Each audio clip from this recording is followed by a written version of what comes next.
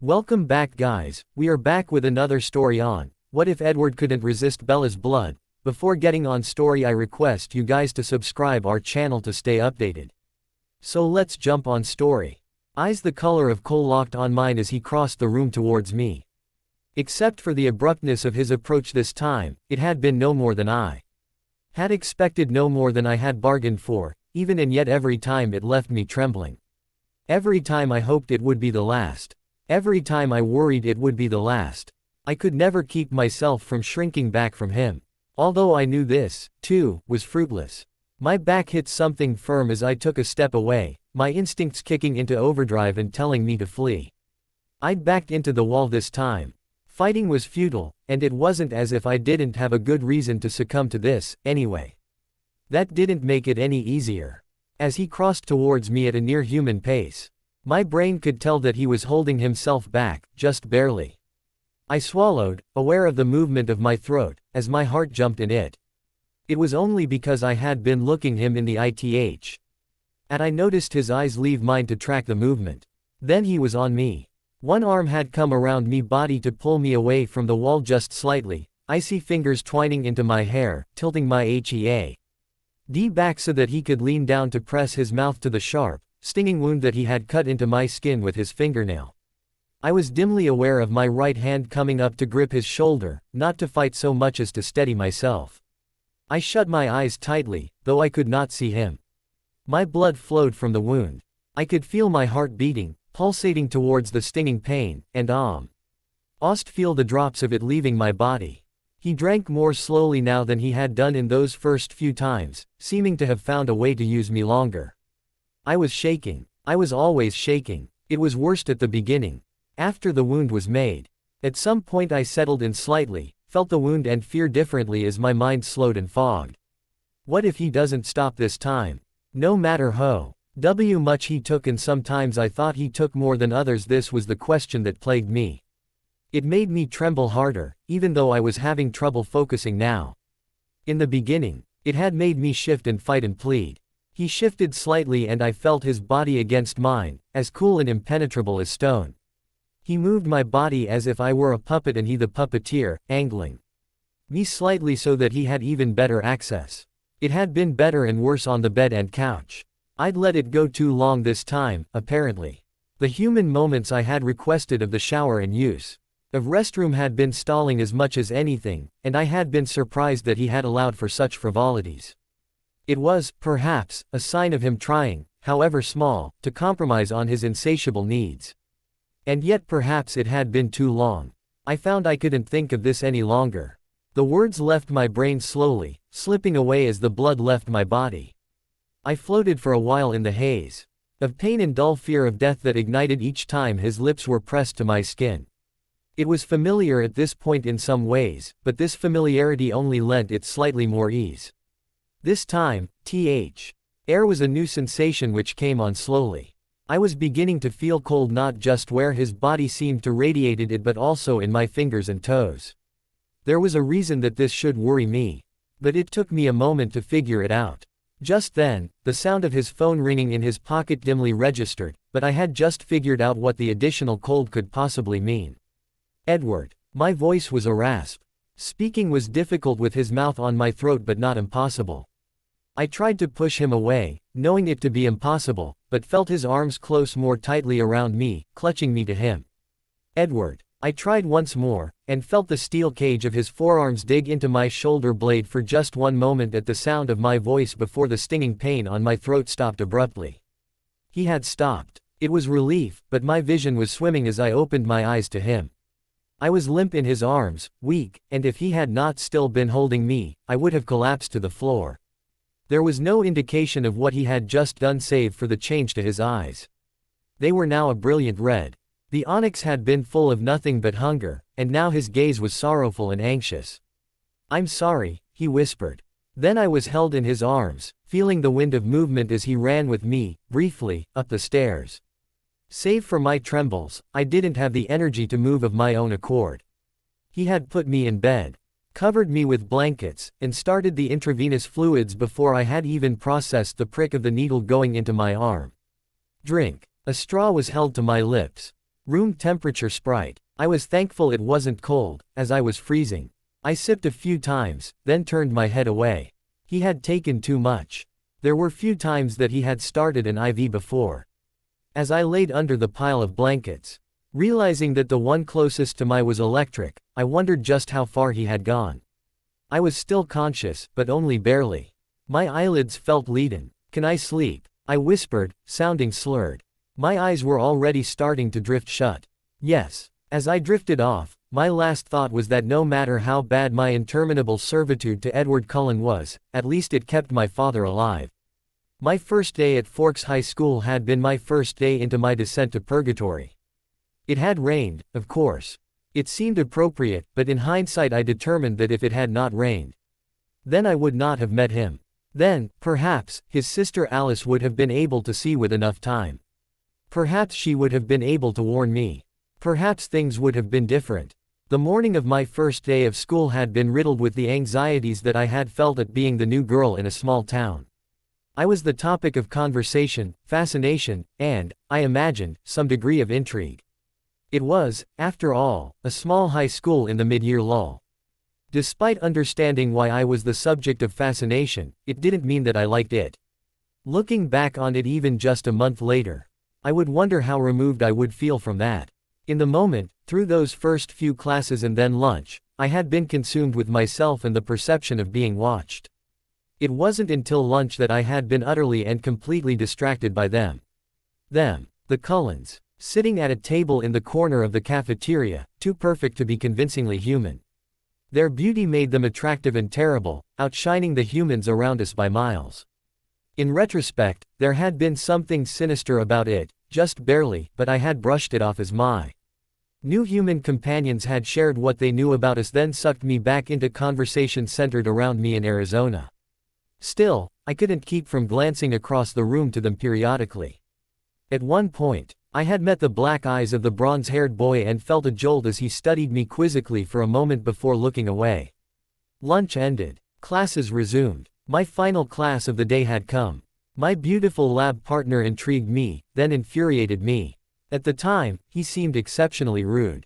In his brief explanation, Edward would say that this is where my death sentence had been etched into stone. It had been all he could do to keep from slaughtering me and my classmates. When I was feeling charitable, I could allow myself to feel grateful that he had exhibited that restraint. When I was feeling sullen, I had told myself that a quick death would have been preferable to what came next. I lived through the class and made it home. Later, Edward saw he had planned to take me from there. But Alice had thwarted him. He knew little about me, but had heard me talk about my father in the briefest conversations with the teenagers who swarmed me at Forks High School on that first day. He had said he'd been driven mad with bloodlust, turned sinister by need and unwilling or unable to go against his sister and brother who had stationed themselves at my house. His abduction of my father had been quick and easy. By the time he had thought of it, Charlie was about to get off work. It had been a matter of stopping the cruiser on the way home, asking for a ride back to his house, and then holding my father hostage. I had begun making dinner, desperate for something to do in this strange, quiet home in this strange, dark, damp town. The doorbell rang. I had been surprised to answer the door to find tiny Alice Cullen looking somber with her wide golden eyes, Jasper Cullen standing a few steps behind her with his jaw set. "Hello, Bella," she had said. "My phone will ring in 13 seconds. You need to listen to what Edward has to say, and then think carefully about how you're going to respond." It was the strangest, most disorienting greeting possible. "What?" My question had been cut off by her phone ringing. She pressed the device into my hands, the skin of her tiny fingers brushing against mine and feeling like icicles. I stared at her mutely. "Answer it," she demanded. I swallowed. The stubborn part of me reared its head. I didn't even know this girl, and she was here demanding things of me without explanation. "You need to talk to him if you want a choice here," she said urgently. "Charlie doesn't have much time." Charlie. Was he all right? Was he in the hospital? Had my sweet, awkward father been injured at work? Had a heart attack? It was worse. When I answered the phone, the vampire on the other end of the phone line explained that he had my father tied up at a house, but that I was his intended prey. Is this some sort of joke? Was this the way that Forks teenagers hazed each other? Alice spoke before Edward could respond to my incredulous question. Careful, Edward. She doesn't have all of the information that she needs. Be patient. Can you see what she'll choose, Alice? He asked. The phone was still held close to my face. I began to open my mouth to relay his strange question, but Alice responded as if she had heard. She doesn't know what the choices are yet. Alice responded, staring at me intently. Somehow, Jasper had disappeared without me being aware of it. He reappeared next to her, holding a stone in his palm. Watch, he instructed unnecessarily. Slowly and deliberately, he closed his hand around the stone. There was a quiet cracking and grating noise. When he opened his fingers, the stone had crumbled into pieces. I stared at it, wondering how it could be an illusion. Maybe the stones and forks were soft from being wet. But then he closed his fingers again, rubbing them together against his palm. When he opened his fingers once more, he had nothing but dust in his hand. I couldn't speak. We are vampires, he said, repeating the information that Edward had shared on the phone. Edward is set on your blood. He says that he will let your father leave unharmed in exchange for you, but what you need to understand that he may kill you if you go to him. I found my voice. You drink blood. Yes. You said that he may kill me. I can't see him killing you immediately, at least not in most of my visions. I will kill your father if you don't come, Isabella, Edward Said, reminding me that he was still on the phone. And I don't think I'll stop at Chief Swan. Dread overcame me. My knees felt weak, and I leaned against the doorframe for support. It was surreal to have this conversation on the front stoop of Charlie's small house. I was reeling. I oddly felt as if I were on the edge of a precipice, considering to jump off the ledge without knowing what was below me. And yet I knew that I couldn't let my father die. There was some noise on the phone that I couldn't place, but Jasper was the one who seemed to be talking. His lips moved too quickly for me to see, his words flowing too fast for me to understand. There was a sound of something breaking and a distinct growl on the other side of the phone, animalistic and definitely not human. It sent goosebumps running up my arms. Just hearing it was incentive enough. Okay, I whispered, feeling sick as the two syllables crossed my lips. Am I to take that to mean you will come? Edward's voice was back, the growl still hovering around the eyes of his syllables. Yes, I whispered. Just please don't hurt my dad. I'll do what you want me to do. My eyes flickered to Alice's face. Her expression had gone blank and unfocused for a moment.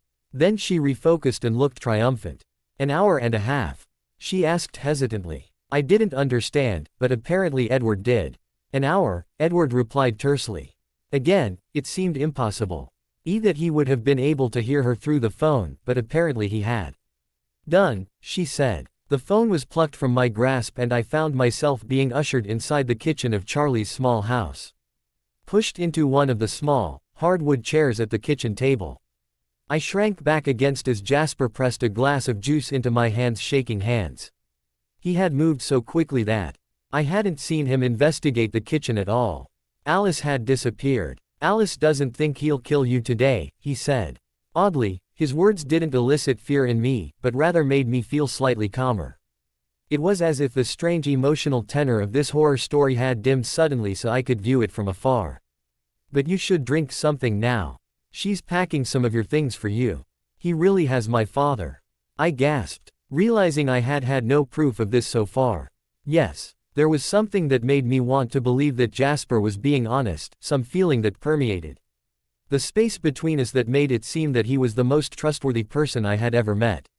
This was despite the following questions I had to ask. And he wants me to go to him because he wants my blood. Yes, Jasper was apparently a man of few words. More than he wants Charlie's. Apparently so. I had so many questions.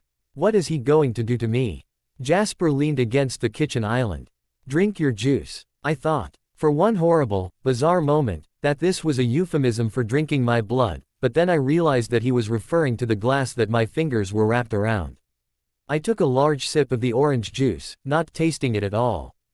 Jasper raised his brows, the look on his face indicating that he was waiting for something, and I took another large sip. He nodded as if satisfied, then said, Edward seems to intend to drink from you, yes. Alice says that he won't kill you yet, though I don't know how that could be the case. Kill me yet? How long will it take? I asked. Would I get to leave, to go home after it was done? Edward does not intend to let you go, if that's what you are asking, Alice's voice chimed in. She was back in the kitchen, my duffel bag stuffed full. Straining at the zippers. I was amazed that she carried it with such ease. It occurred to me that I had only unpacked it a few days ago. I swallowed. Where is he? My voice was still a whisper. Home. That meant nothing to me. I opened my mouth to ask how to get there, but Alice beat me to the explanation. We'll drive you. If you tried to drive now, in the state you are in, you'd run off the road. You're probably right, I admitted, taking another sip of my juice. I felt oddly as if there were little waves of calm washing over me. Alice snorted. Oh, I know I'm right. She didn't explain anything further though, just stared at me speculatively for a long moment. We should go, Bella, she said softly, and I met her strange golden eyes for a moment, seeing a sort of tenderness there. You're not going to feel any more ready for this if we wait, and he will hurt your father if we aren't there within the hour. I stared helplessly around the kitchen, not sure exactly what I was looking for. There were so many questions and unknowns that I was grappling with, so many things that I wished I would be able to understand about this situation, but with Alice's words came a renewed fear for my father's safety. When my eyes landed back on Jasper, who was scrutinizing me closely, I suddenly felt some sense of resolve. Okay, I said shakily.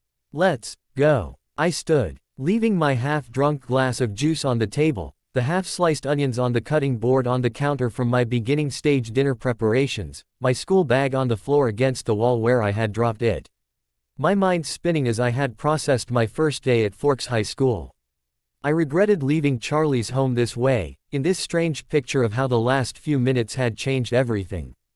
But I had the sense that there was no time for me to reach any sort of true resolution here. Jasper led me out of the house to a shining red car.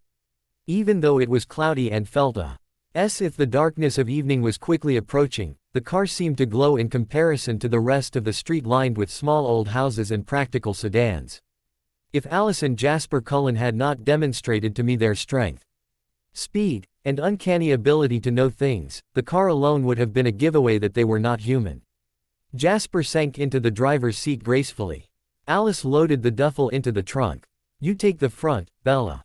Once I was in, seatbelt on, Jasper started the car with a purr that I felt in the pit of my stomach. The cream leather interior felt like butter under my hands. I had begun to feel a low-level nausea. What was I doing? Jasper cracked the windows open as he drove easily through my father's quiet neighborhood.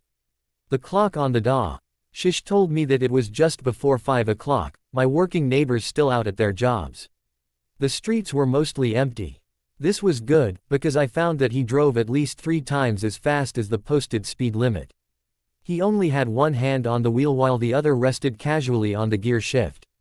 I clutched the handle of the door to steady myself, but found that there were no turns were taken too fast for comfort and no stop signs that he blew through.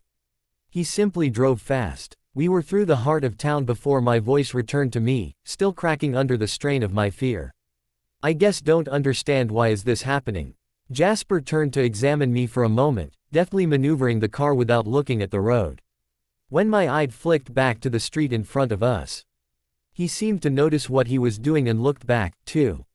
We are vampires, he said softly. Our diet is made up of the blood of other creatures. This generally includes humans. His hand twitched to the window controls. And he rolled down his window a bit more, although he was getting on the highway. The air was cool as it whipped into the car, and it had started to rain again, just barely. I watched as he seemed to take in a breath of the outside air. Some creatures smell more appealing to us than others, he continued. Some of that is personal preference, likely from our psychology. And some of that is likely biological or chemical makeup. Apparently, to Edward, your blood smells sweeter than any he's ever encountered. Why? We don't fully understand it. Carlyle has some theories about preferences. But nothing that has been proven. We are an understudied creature. This last sentence was said wryly. Carlyle, is this why you go to school, then? To find humans to eat?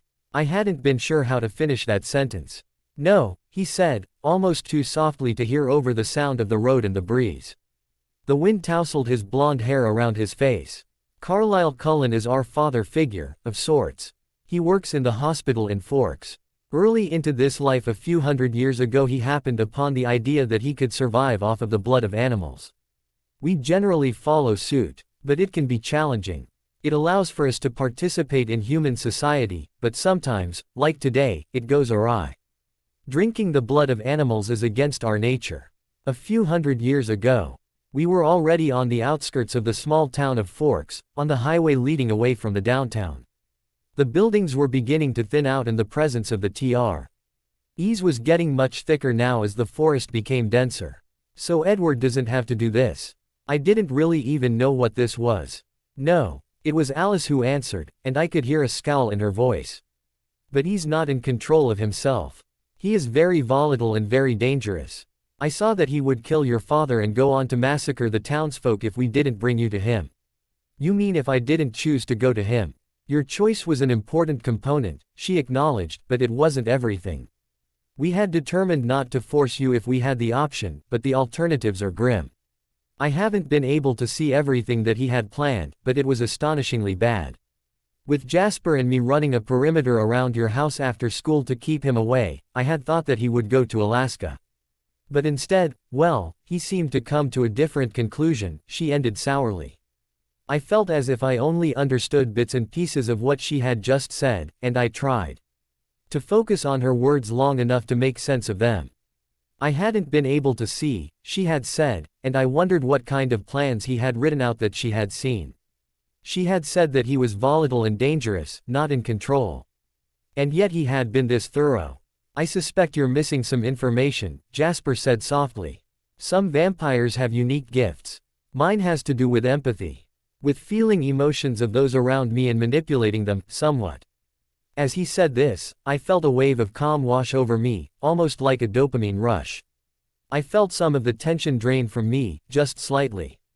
If I hadn't felt it, I wouldn't have believed it possible. Alice's gift is clairvoyance. You can see the future. My voice was hoarse, incredulous. In pieces, she said. She sounded frustrated. It's imprecise. Determined by the decisions that others make as they make it, so it changes all the time. But I could see Edward.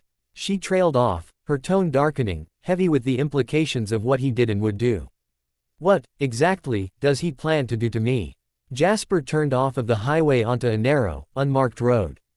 Do not try to run from him, Alice said. Do not try to fight. You don't yet understand our abilities fully, but we are stronger than humans and much faster.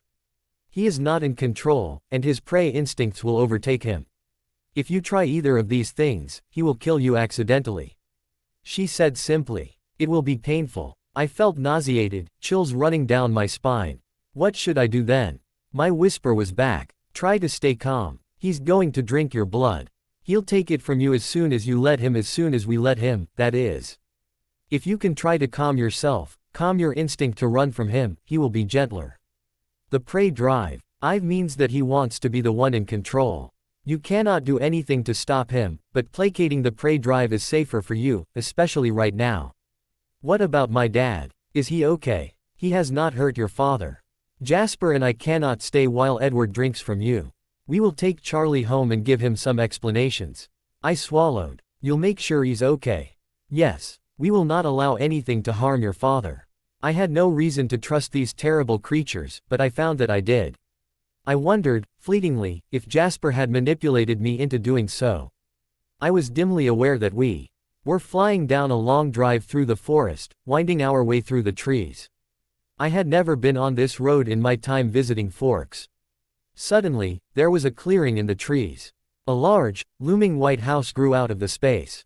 While its size made it remarkable, it did seem as if it fit in with the surroundings impeccably, almost as if it had always been there. Charlie's police cruiser was parked on the drive. It was the first confirmation that I had seen, the first real evidence I had that he was here, and it made tears well in my eyes and stream down my cheeks. Jasper had barely topped the car before I was fumbling with my seatbelt, intent on running in to find my father. A hand, cold as ice and strong as iron fetters gripped my wrist, stilling me. Approach with calm, Bella. Edward will hold his breath as you enter, so he won't say anything. You'll have a moment to see your father before we leave with him. Remember what Alice said about the prey drive. I won't be able to. help you stay calm, you'll need to try to do it on your own. His hand was so cold against my skin. I realized that my breathing had increased in pace, that my heart thrummed wildly in my ears. He had told me that I needed to calm myself. I took a deep breath, shaking breath, then another. Some of my panic eased, although I was still trembling. He released his grip on me. Alice sighed, then reached forward to pat my shoulder gently. Just like that. Hold on to this feeling. I swallowed, trying to rein in some of the desperation. Can I please go see my dad? Yes. I was allowed to get out of the car then. And the vampires led me up the pristine stairs to the heavy wood front door. The house felt huge, like a fortress, and as we stepped into the entryway I was surprised by how open everything felt. I could see from the entry all the way through in one long line, see a large wall of windows that looked out into the darkening forest in the back, see what looked like a living room furnished in light tans and ivory. In inviting decor, Charlie's head, hair thinning in the back, was visible on the couch. I was surprised that there was the sound of a television on quietly. Edward stood on the very far side of the room, silhouetted against the great wall of windows. My eyes went to him immediately, to the way he stood completely still, the way that I could feel his gaze trained on me at once without reprieve. It was indeed the look that a hunter gave prey. My father had turned on the couch to look at me. "No, Bella," he said, horror apparent in his tone. "I didn't think you'd come. You shouldn't have come." Tears were streaming like hot acid down my face. I blinked them away. It took all that I could to cross the room slowly, to not run towards my father. He stood to meet me, stepping towards me. As I made my way into his awkward hug, I noted that he was still in his uniform from work. "Are you all right?" I asked, my voice thick. "He didn't hurt you. Don't worry about me, I'm fine, but you shouldn't be here." He had pulled back too soon to look at Edward, pushing me behind his body as if he was trying to shield me. "It's too late, Charlie," Alice said, her voice sure. "She's made her decision. It's the best for the town. He told you what he would do, right?" My father wavered. He clearly wanted to keep his eyes on the immobile vampire at the windows who was staring at me intently. But he also wanted to look to Alice. He said that, yes. The cop in Charlie was wavering. He had signed on to be a protector of the community as a whole, not the protector of one. I could tell that his father instincts were warring with his professional instincts, his moral instincts. It would have been more convincing had I not been shaking still, but the relief I had felt up on seeing my father unharmed had strengthened my resolve. I hugged Charlie to me once more, standing on tiptoes to place a kiss on his cheek. I could do this. I could uphold my side of the bargain, could meet this strange, unmoving vampire, and know that it was for the good of my father and the good of Forks. "Love you, Dad. Go with Alice and Jasper, please. I think they'll make sure you're safe." He was still wavering. "Please," I repeated, and I looked back to Edward, swallowing back my fear. "One more minute," I tried to ask with my eyes. He shifted his weight slightly, and the movement was reminiscent of a panther, coiled and ready to spring. Charlie turned to kiss my hair. "Love you, Bells." He was crying too, my stalwart, stubborn, quiet father. Jasper took him by the arm and began leading him back across the room. I felt the calm and acceptance floating around me, remembered his gift. He was making this easier for my dad and me. I wondered, briefly, how much of my choice had been manipulated, but shook it away. It very nearly did not matter. "Remember what I said, Bella," Alice said, stepping between me and Edward for just a moment so she could meet my eyes. Her golden ones were shining, full of sympathy. "Predator and prey." I nodded, wiping at the tears on my face with my sleeve. "Jasper and I will be back when we can be. You'll want to sit down, I think," she said finally, uncertainly. I nodded again, and she turned away to look at Edward once. It was only now that his eyes left me for the first time since I'd walked through the door. He met her gaze for a long moment, then winced slightly, inclining his head. Then Alice had squeezed my hand once with her tiny, cold fingers, and was gone. I heard the door shut behind me but stood, frozen, my eyes on the figure Ed was still standing immobilized a dozen yards away from me. He was undeniably, strikingly attractive, and yet as I met his onyx eyes once more, I knew that Alice had spoken the truth, that his prey drive was warring within him. The urge to run from him was strong. There was something monstrous in the look, untamed and barely concealed. "Don't run," Alice had said. Sit, please. The voice was a croak, barely audible to my ears. There was a strangeness to the sound, simultaneously velvet and rough. I slowly, mechanically moved to sit on the couch where Charlie had sat moments ago, unable to make myself relax back against the soft, plush leather. Still, he did not move for one long moment, something in his eyes burning. I swallowed, clasping my hands together, the nails of one hand digging into the palm of another sharply. Strangely, I could feel the fear rising in me once more, could feel the strange sensation of my calm drifting away as I stared at this predator, could feel my heart thrumming in my throat. It occurred to me that Jasper must have been doing something to keep this somewhat at bay and that I was now feeling all of it as he left, assuming that there was a distance that he could effectively manipulate me. I was crying, my breaths coming in gasps. I saw the vampire swallow, and a flicker as his eyes tightened. Then, slowly and deliberately, I saw his chest raise as he took a breath. My head was tilted back at once, the feeling of marble fingers at the back of my neck, angling my throat up towards the ceiling. There was a cold heaviness that had settled on top of my body across my legs and my lap. A hot stinging pain on the skin of my throat, the feeling of an icy bar across my clavicle, pressing my shoulders into the couch. Instinct made me try to move, but I was completely and utterly trapped. Helpless, immobilized. It took a moment, in the disorientation and the pain in my neck, to realize that he was, actually, drinking from me. There was so much of him subsuming me, pinning me against the couch, the cold of his body holding me so still, that it had taken a moment to realize the position we were in. His mouth was on my throat, sucking the burning pain of my wound into him. While his arms nearly crushed me against him, he had straddled my lap, kneeling on the couch on either side of my thighs, and if it hadn't been from the sharp, stinging pain in my neck, the suction, I would have found our position nearly sexual. It was awful, terrible and terrifying. I could move barely at all, could only cry out as a pulling sensation intensified the pain in my neck. Indeed, it did hurt. I had no idea how big the wound was, but I felt it pulsating at once, felt my heartbeat pushing blood to it as my ears rang. The only thing I could do was grapple with my fingers at the feeling of this creature above me, could barely feel the fabric of his shirt. Please. I didn't say it, I don't think, but I thought it, scrunching my eyes shut as my blood rolled over and through my body in waves. I felt as if I were dizzy, as if I were moving, as if I were seasick, though the marble of the creature above me was surprisingly still. Please. I thought it again, then realized that I was making a sound.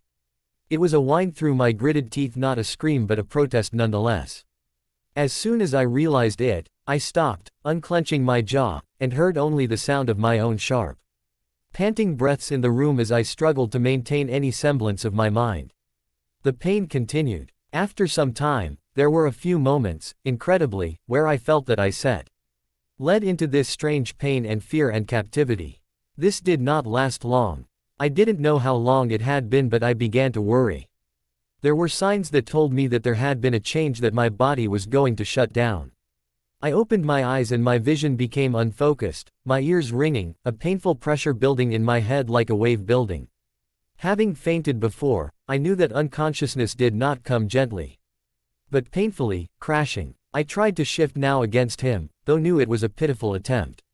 Please, I whispered, feeling the strange sensation of his mouth against the wound as my throat moved and I spoke. My voice sounded kind of slurred. Edward, please stop. I tried again, though even to my own ears it was incoherent. Unbelievably, undeniably, I felt his arms tighten around me once more. Nearly felt crushed by the grip, then felt him release me. The pain in my neck ebbed. He was off of me at once, and the feeling of being able to breathe without a marble statue on top of me left me gasping. I could barely keep my eyes open, barely focus my vision on anything. His fingers ghosted over the skin of my neck where he had been drinking. The touch was cold but surprisingly gentle. I am sorry, Isabella, he murmured, and where his voice had been a rasp earlier, now it was all smooth velvet. Then I lost the battle with my eyelids and my spinning mind, you see coming to the head-splitting pain that promised unconsciousness. Too soon, I was awoken. My body was being dragged upright from where I had laid in respite and I blinked groggily as I found myself on my feet. There was something cold and hard against me, holding me up with pressure across my chest but also pressed firmly against my back. Then there was the snarling, low and deep from just behind me, rumbling against my back. I brought my hands up to rest on the icy marble arm that was across my torso, trying to make sense of what was happening. I was in an enormous room that stretched what looked like the length of a house. Looking towards a front door. It was growing dark in the house, few lights on, and my eyes couldn't quite see all of the details clearly. My head was spinning and my neck had a dull sort of ache. Edward. The snarls continued from behind, just behind me, low in my ear, scary enough to make my hair stand on end. I shivered, the memory of my day so far becoming clear. I didn't think I had been unconscious for long, though I had no way of knowing. Edward gripped me to him even tighter, tight enough to bruise where his fingertips dug into my collarbone. Across the expansive room, the door opened very slowly. I had seen the Cullen family in the lunchroom at school, but I had not seen this vampire that entered now. It was difficult to see in the dim light, but his face seemed to wear a neutral, slightly wary expression. His hands were open, palms facing towards us, in an attempt to seem non-threatening. He took only a few steps into the room before he paused. The vampire holding me snarled again, then was quiet for a moment. "I can't, Edward Said," and his voice was as smooth as velvet. "I can't what?" The golden-haired vampire did not say anything in response. "So then you know what I plan to do if I can't have her." Edward sounded angry, and in his anger he gripped me tighter to him, causing me to wince as his fingers dug against me once more.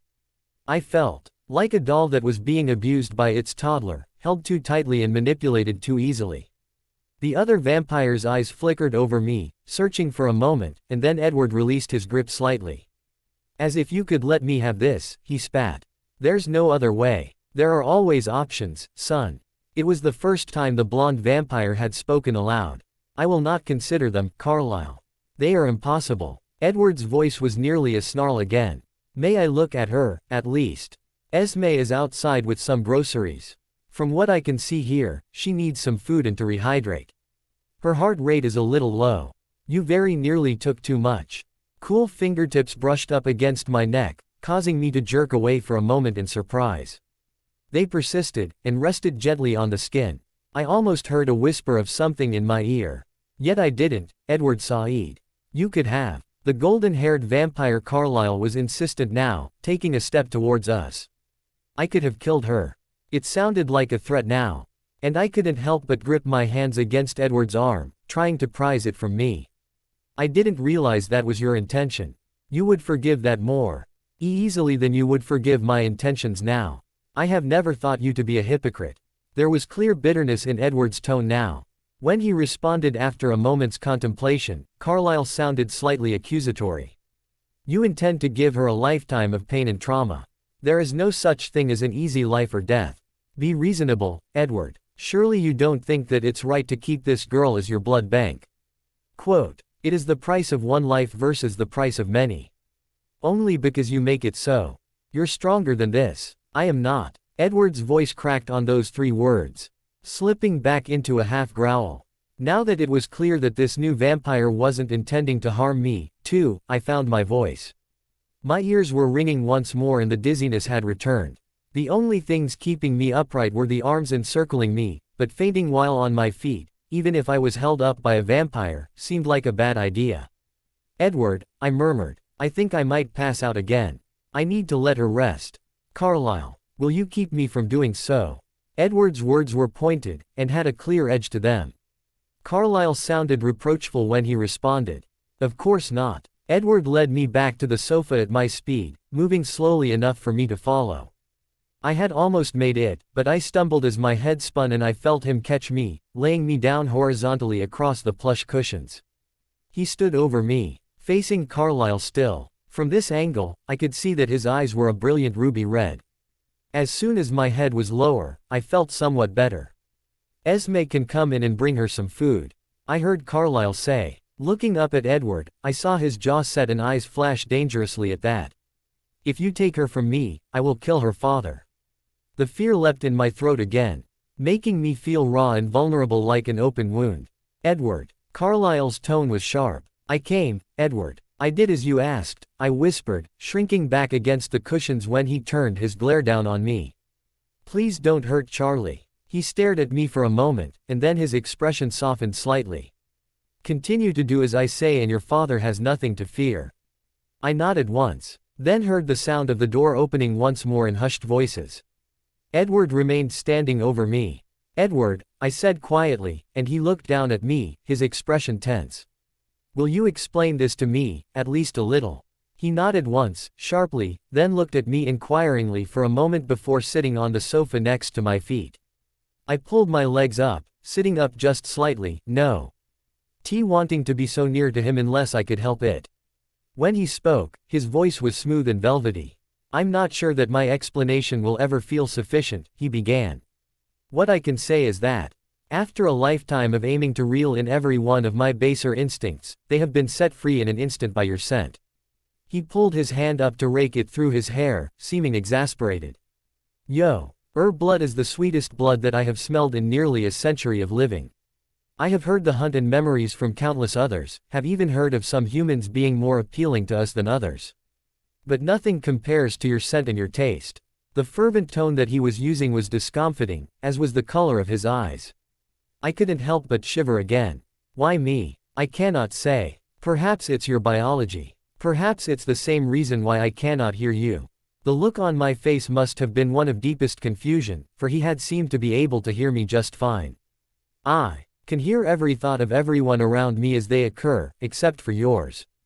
It was the reason I looked at you so intently in the lunchroom this afternoon. I have never experienced this before.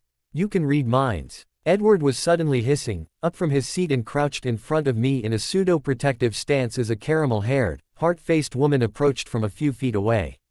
Edward. Her soft voice sounded like a choir of angels sang, but it was a heartbreaking melody.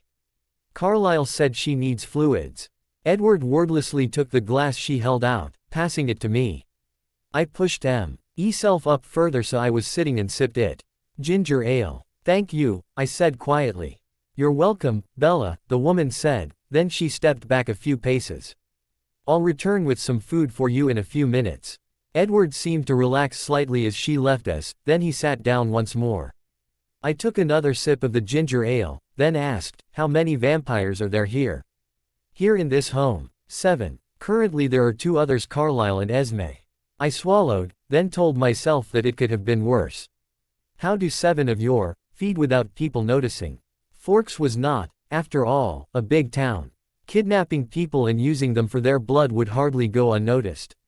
Until I met you, he said, I was amongst the 7 who drank only the blood of animals. We hunt large game, mostly here and in surrounding states. Like deer. He shrugged. Deer, elk, bears, mountain lions. We try to avoid anything endangered, or decimating the population in any one area. Endangered. Was that what I qualified as now? It occurred to me that it was perhaps better to be endangered than completely decimated. I asked the question that I wasn't sure I wanted the answer to, but I was sure that I needed to know. What do you plan to do with me? I saw his throat bob as he swallowed, then he shook his head slightly.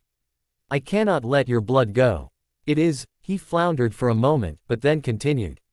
It is as if I am a heroin addict, as if it is my own personal strain of heroin. Although I just took a hit, I can't help but want another, even now.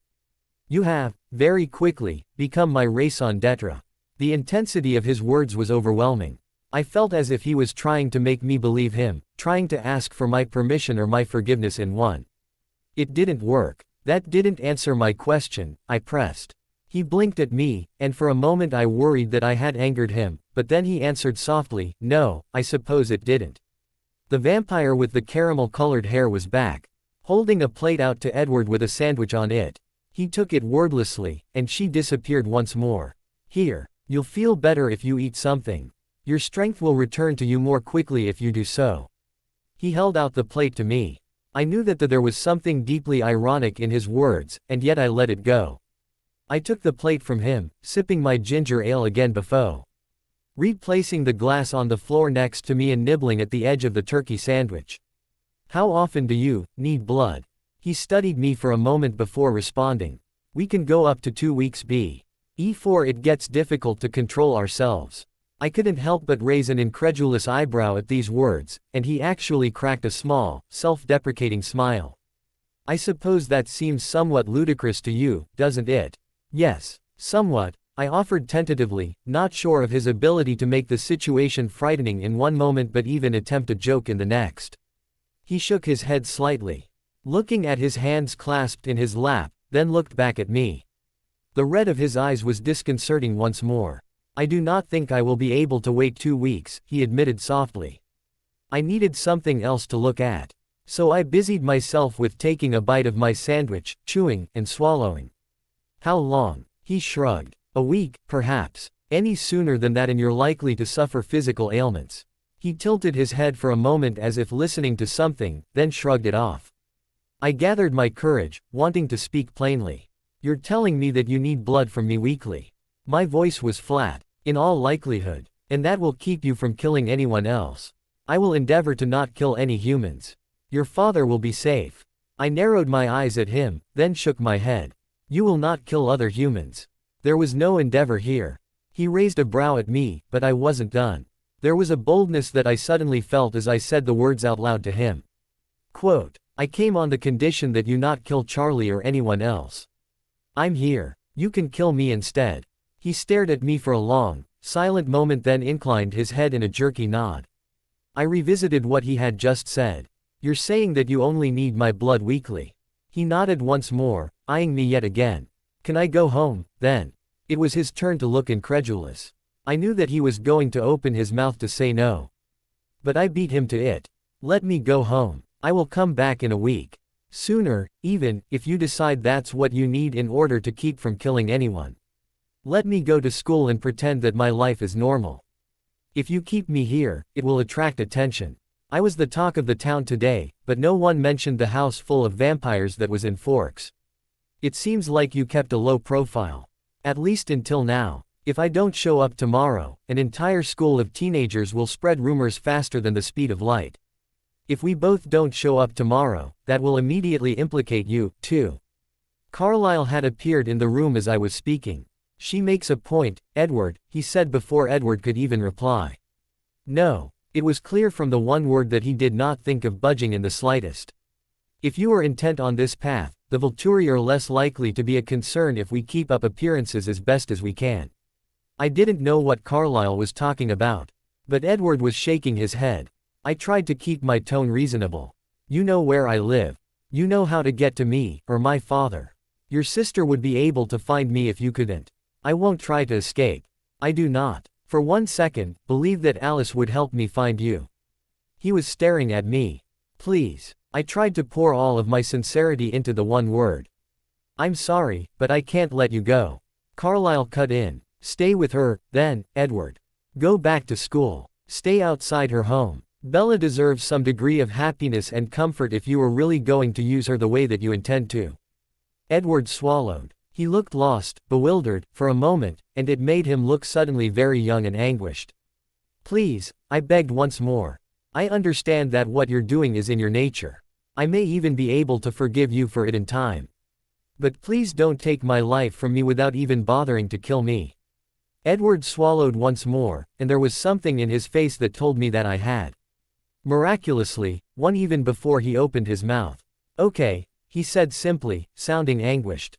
Edward drove me home in a shining silver Volvo. He had made me finish my sandwich and ginger ale before he let me get up off of the couch, not meeting my eyes the whole time. I could sense his hesitation as he led me towards the front door, his cold hand in my own as he pulled me along. To my relief, the room did not spin and the walls stayed where they should have been. Food really had helped. He saw me to the passenger seat of his Volvo, then flitted around to the driver's seat.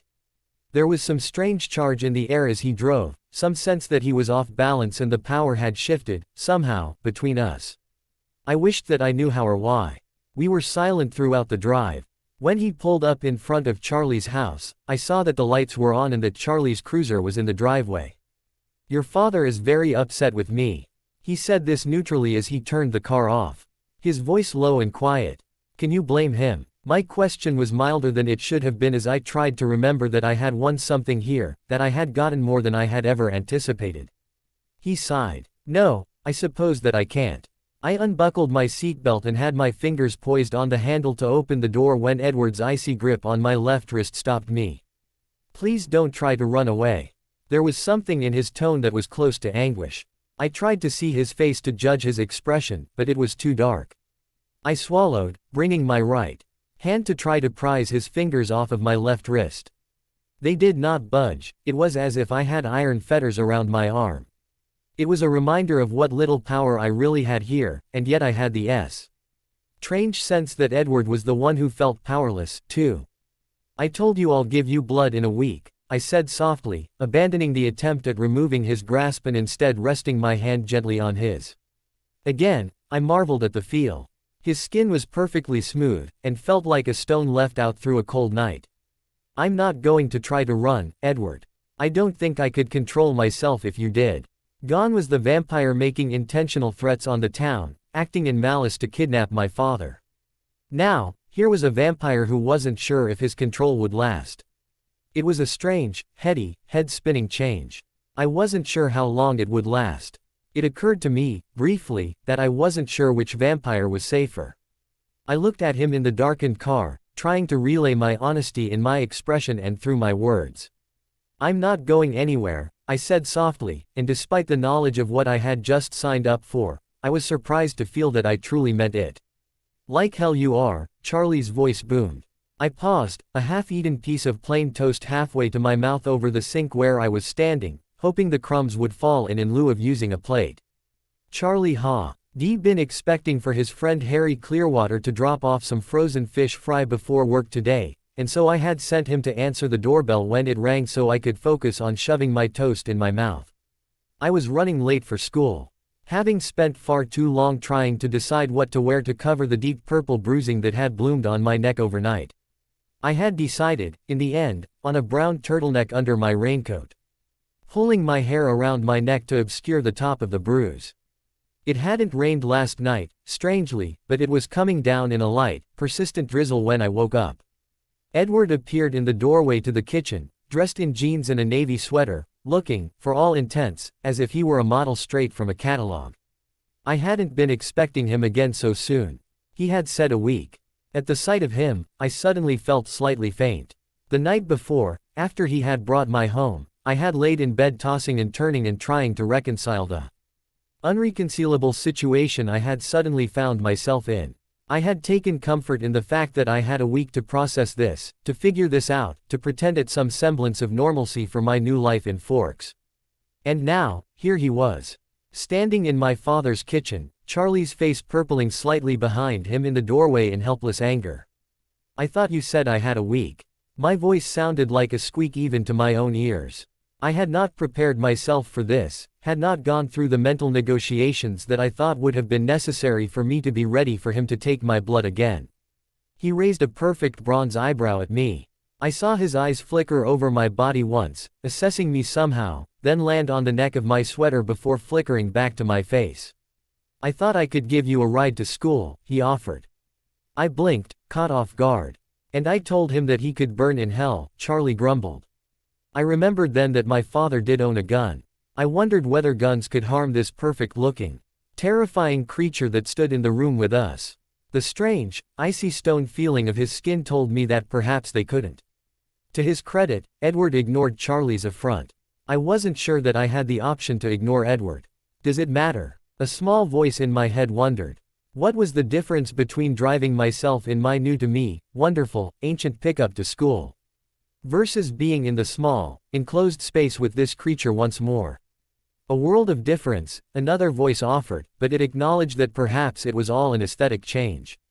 It would not, fundamentally, change the words that I had said to Edward the night before.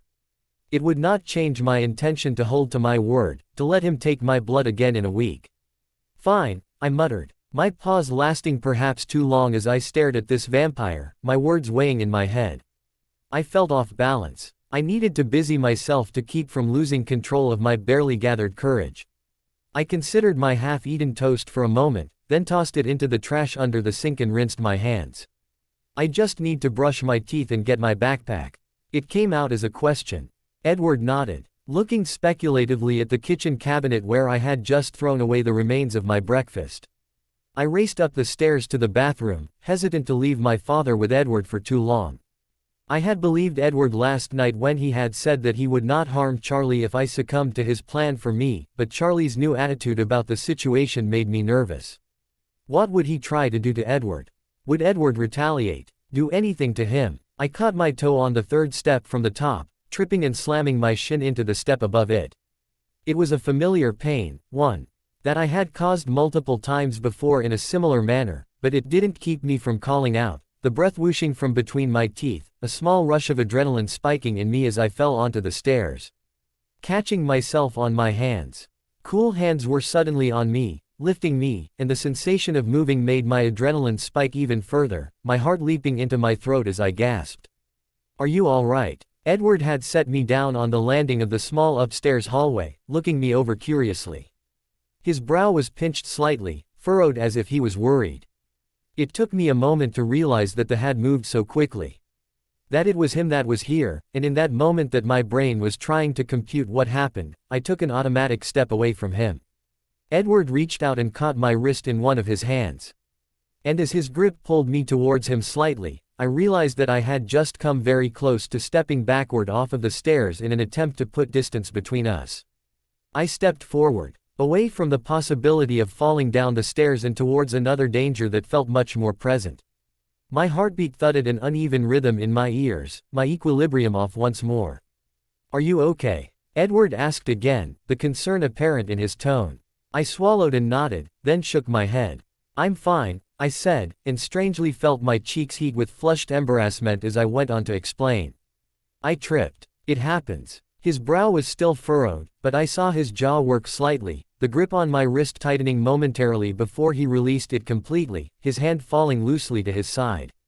It took me a moment to remember why I had climbed the stairs in the first place, but then something else occurred to me that distracted me from finding my destination. "How did you know that I'd fallen?" He raised a brow. "I heard it." I narrowed my eyes at him for a moment, considering the implications of that and being unable to truly believe the conclusion that my mind drew. "You can hear really well," I finally said. It felt like a lame appraisal. "Yes. How well?" He tilted his head for a moment, considering, but said, "Probably everything in about a half-mile radius. Including your heartbeat." I swallowed, staring at him, my brain unable to fully understand this new information, and he smiled wryly. "Okay," I said, drawing out the two-syllable less in the word and filing this in the to be considered later category that was new to my brain. "I still need to brush my teeth." "Excuse me." He was standing between me and the open door to the bathroom. But he stepped aside to let me brush past him, shutting the door and finding some comfort in the closed room, despite the new awareness that he could hear me and hear. A few minutes later and I was ready, my raincoat on, school bag over my shoulder, and teeth brushed.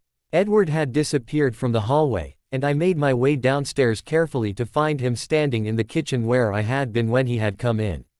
"Ready," I said softly as he turned to see me. Charlie stood from his place at the table where he was glaring at Edward, then did something unusual. He came around and gave me an awkward hug, squeezing me to him. "Have a good day, kid. Be careful." There was a lot embedded in those words and in that hug. After a moment of surprise, I hugged him back awkwardly. "You too, Dad." When he released me, he didn't look at me or Edward. I led the way out of the house, through the drizzling rain to Edward's silver Volvo. Edward opened the passenger door for me just as he had the night before. "This seems unnecessary," I said softly once he was in the driver's seat. He raised a shoulder in a shrug, but didn't say anything as he started the car. We made it to school in tense, complete silence. I crossed my arms over my chest, watching the windshield wipers glide smoothly across the glass in front of me. I tried not to twitch or shift too much, attempting to hide my discomfort at his very presence. He smoothly pulled into a parking space next to the flashy red convertible that I'd been in just the night before. It was only then that I spoke. "What is your plan for today?"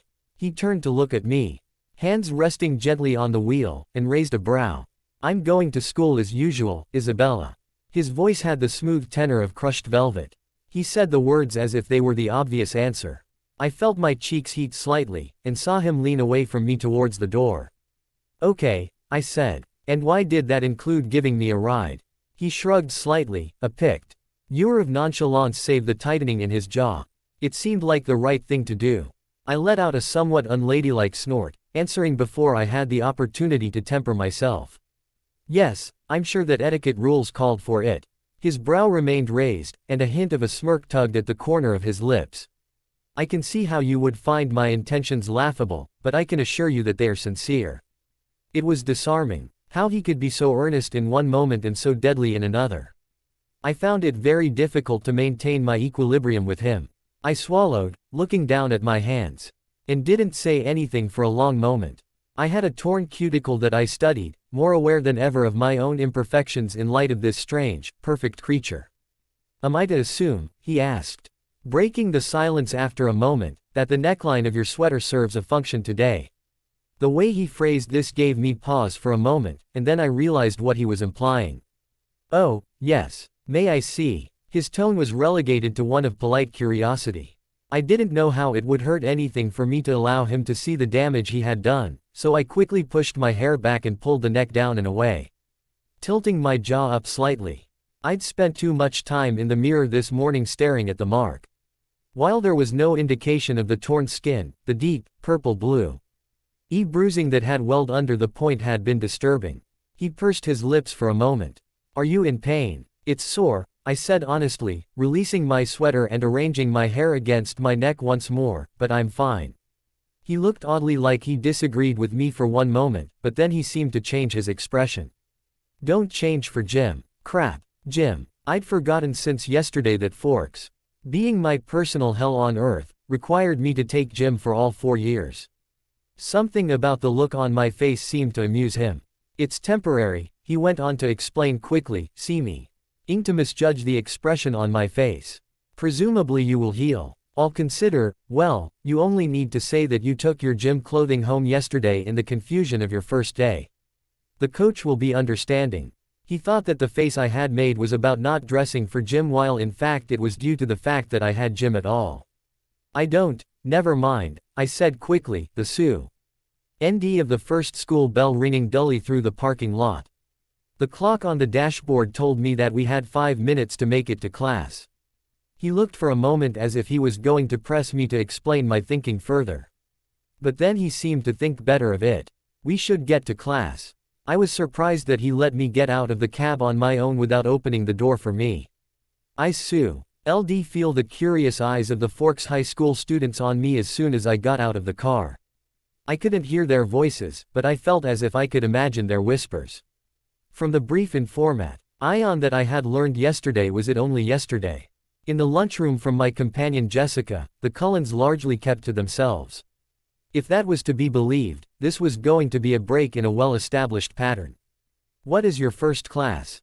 Edward asked conversationally. He sounded amused. 2 girls who looked to be a freshman was actually staring, open-mouthed, at us as we neared the main building of the school. Pre-calculus. We walked in silence through the throngs of students and into the crowded hallways. Few of them openly gaped at me, but their eyes definitely followed us. Without any notice of it, Edward walked me to my math class, then he paused at the door. Isabella, he said, gently catching me by the shoulder as I was about to enter. It wasn't that it was inherently uncomfortable to walk with him, but I was about to be late, and I wasn't sure that our new arrangement necessarily mandated that I have a new vampire chaperone. It occurred to me that perhaps he intended to follow me into my class itself, to sit in the back in a darkened corner like the vampires in a low-rate horror movie. Had he decided to never let me out of his sight?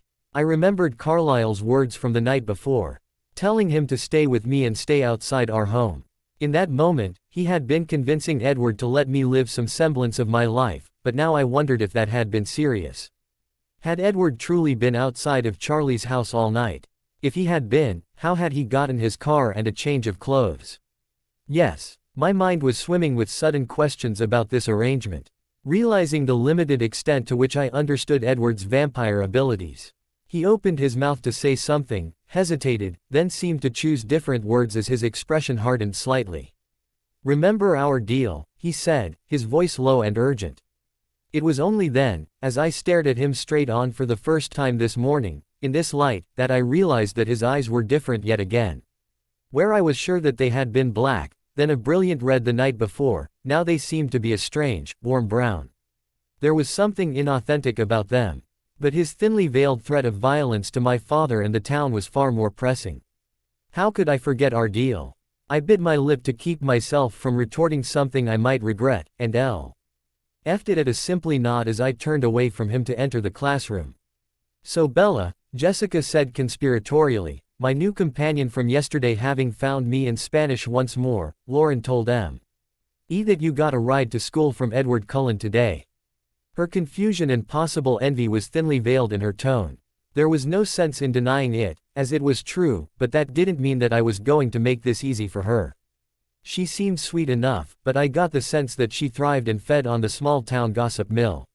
Knowing something more like this would be comparable to an immense social currency. And I simply wasn't going to give it to her that easily. This was not to mention that I had told Edward and Carlisle the night before, in my fit of fancy that had led to me being allowed to go home, that I would not share what he was. Not that anyone would believe me. I could already imagine Jessica's next rumor train. You know that new girl, Bella, right? She's crazy. Shish. E told me that she thinks that Edward Cullen is a vampire. I mean, he's so unnatural, but it's just because he's so hot. Yes, I answered simply, cutting off my own thoughts. Jess tossed her hair over her shoulder, reminding me, oddly, of an annoyed horse tossing its head. How did you manage that? I had never been good at lying, but I gave it a try. He's in my biology class. We sat at the same table yesterday and I told him that the truck that my dad bought for me was pretty old, so he offered to give me a ride today. He offered. Jessica confirmed. Wasn't that what I had just said? I nodded. Whoa, ow, she said, stretching the word out so that it became 2 syllables. Thankfully, she didn't have any more time to quiz me as the maestra took that moment to start the class. Aside from the ache in my neck, I was surprised that I was able to focus at all on the comings and goings of normal high school life. The morning passed in a blur, and aside from Jessica's few attempts to get me to talk to her about Edward during Spanish, I found that the newness of the school and classes meant that I actually had to pay attention to my surroundings and be in the moment. I didn't pass the morning in fear for what lay ahead of me. I didn't spend my time thinking about ways out of my situation. Instead, by the time lunch had come, I found that I had worked on solving systems of equations in precalculus, conjugated verbs and discussed fictional plans to travel to Peru in my Spanish class, and actually engaged with an article of the Federalist Papers in history. It wasn't until lunch that I got another jolt reminding me that I was no longer a normal high school student. I entered the lunchroom with Mike and Lauren. They were both from my history class. Mike was friendly if a little over-interested and over-eager, while Lauren was cool and condemning in her demeanor. I wasn't exactly sure how they were part of the same friend group, except that Mike seemed to be so easygoing that perhaps he didn't notice that fact that Lauren oozed negativity out of her every pore. My morning classes were Cullen-free, but when I entered the cafeteria, I remembered that this was where I would see Edward and his siblings again. When I glanced at the table they had been at yesterday, I saw that they weren't there. I followed Mike and Lauren through the lunch line, getting a slice of pizza and AC Oak, but finding that I wasn't especially hungry. I had just made it back to their table where a sweet girl named Angela, boy named Ben, and another boy named Eric were rearranging themselves to make space for me. When Jessica appeared at my side, "Oh my God, Bella," she said, eyes wide. "Did you know that Edward Cullen is staring at you?" Her words were like a jolt. I hadn't even realized he had entered the building. I whipped my head around to see his table to find that, indeed, he had taken up residence at the table next to the one where his family now sat like Botticelli figures. He smiled slightly, as if he had thought of some private joke that I was also in on, then crooked a finger at me, clearly beckoning me towards him.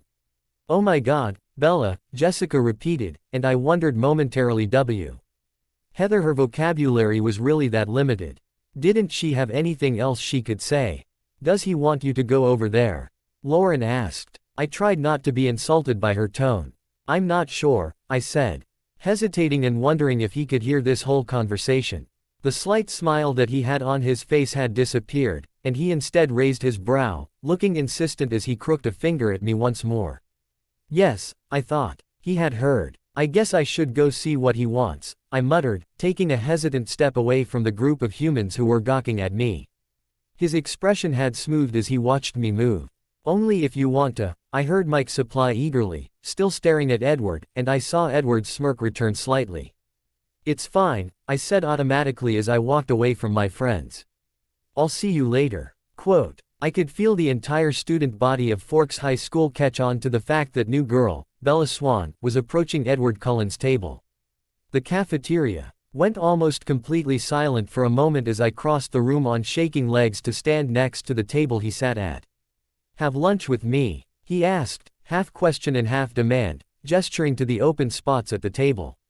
I hesitated for a moment. I didn't know if it was a true requirement, but after a moment's consideration, I nodded, then set my paper plate of pizza down and sat.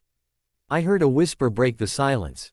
Then a swell of conversation start back up, and had to keep myself from looking back to the table of humans who I was sure were talking about me. Something occurred to me, then, and I glanced up at him. You're not going to eat, are you? I stressed the word, though kept my voice soft, knowing that there were potential eavesdroppers around. A true smile crossed his face as if that were funny, his teeth glinting. A row of perfect pearly whites. No, I am not especially hungry. There was something in his expression that told me that perhaps that was a lie, if only a partial one. But I relaxed slightly at his assurance that he would not be eating here. I opened my bottle of Coke, taking a sip and toying with the lid in my fingertips so I could avoid looking at him for a moment. Do I have a constant chaperone now? I asked, finally working up the courage to look at him as I said the words. He lifted a brow, then seemed to weigh the words for a moment. Perhaps, he said, though I could assert my presence less, I suppose, if that would make this easier for you. I shrugged, looking away from him once more. We'll see, I said noncommittally. I didn't know if it was better to know that he was keeping tabs on me from afar, or to be aware.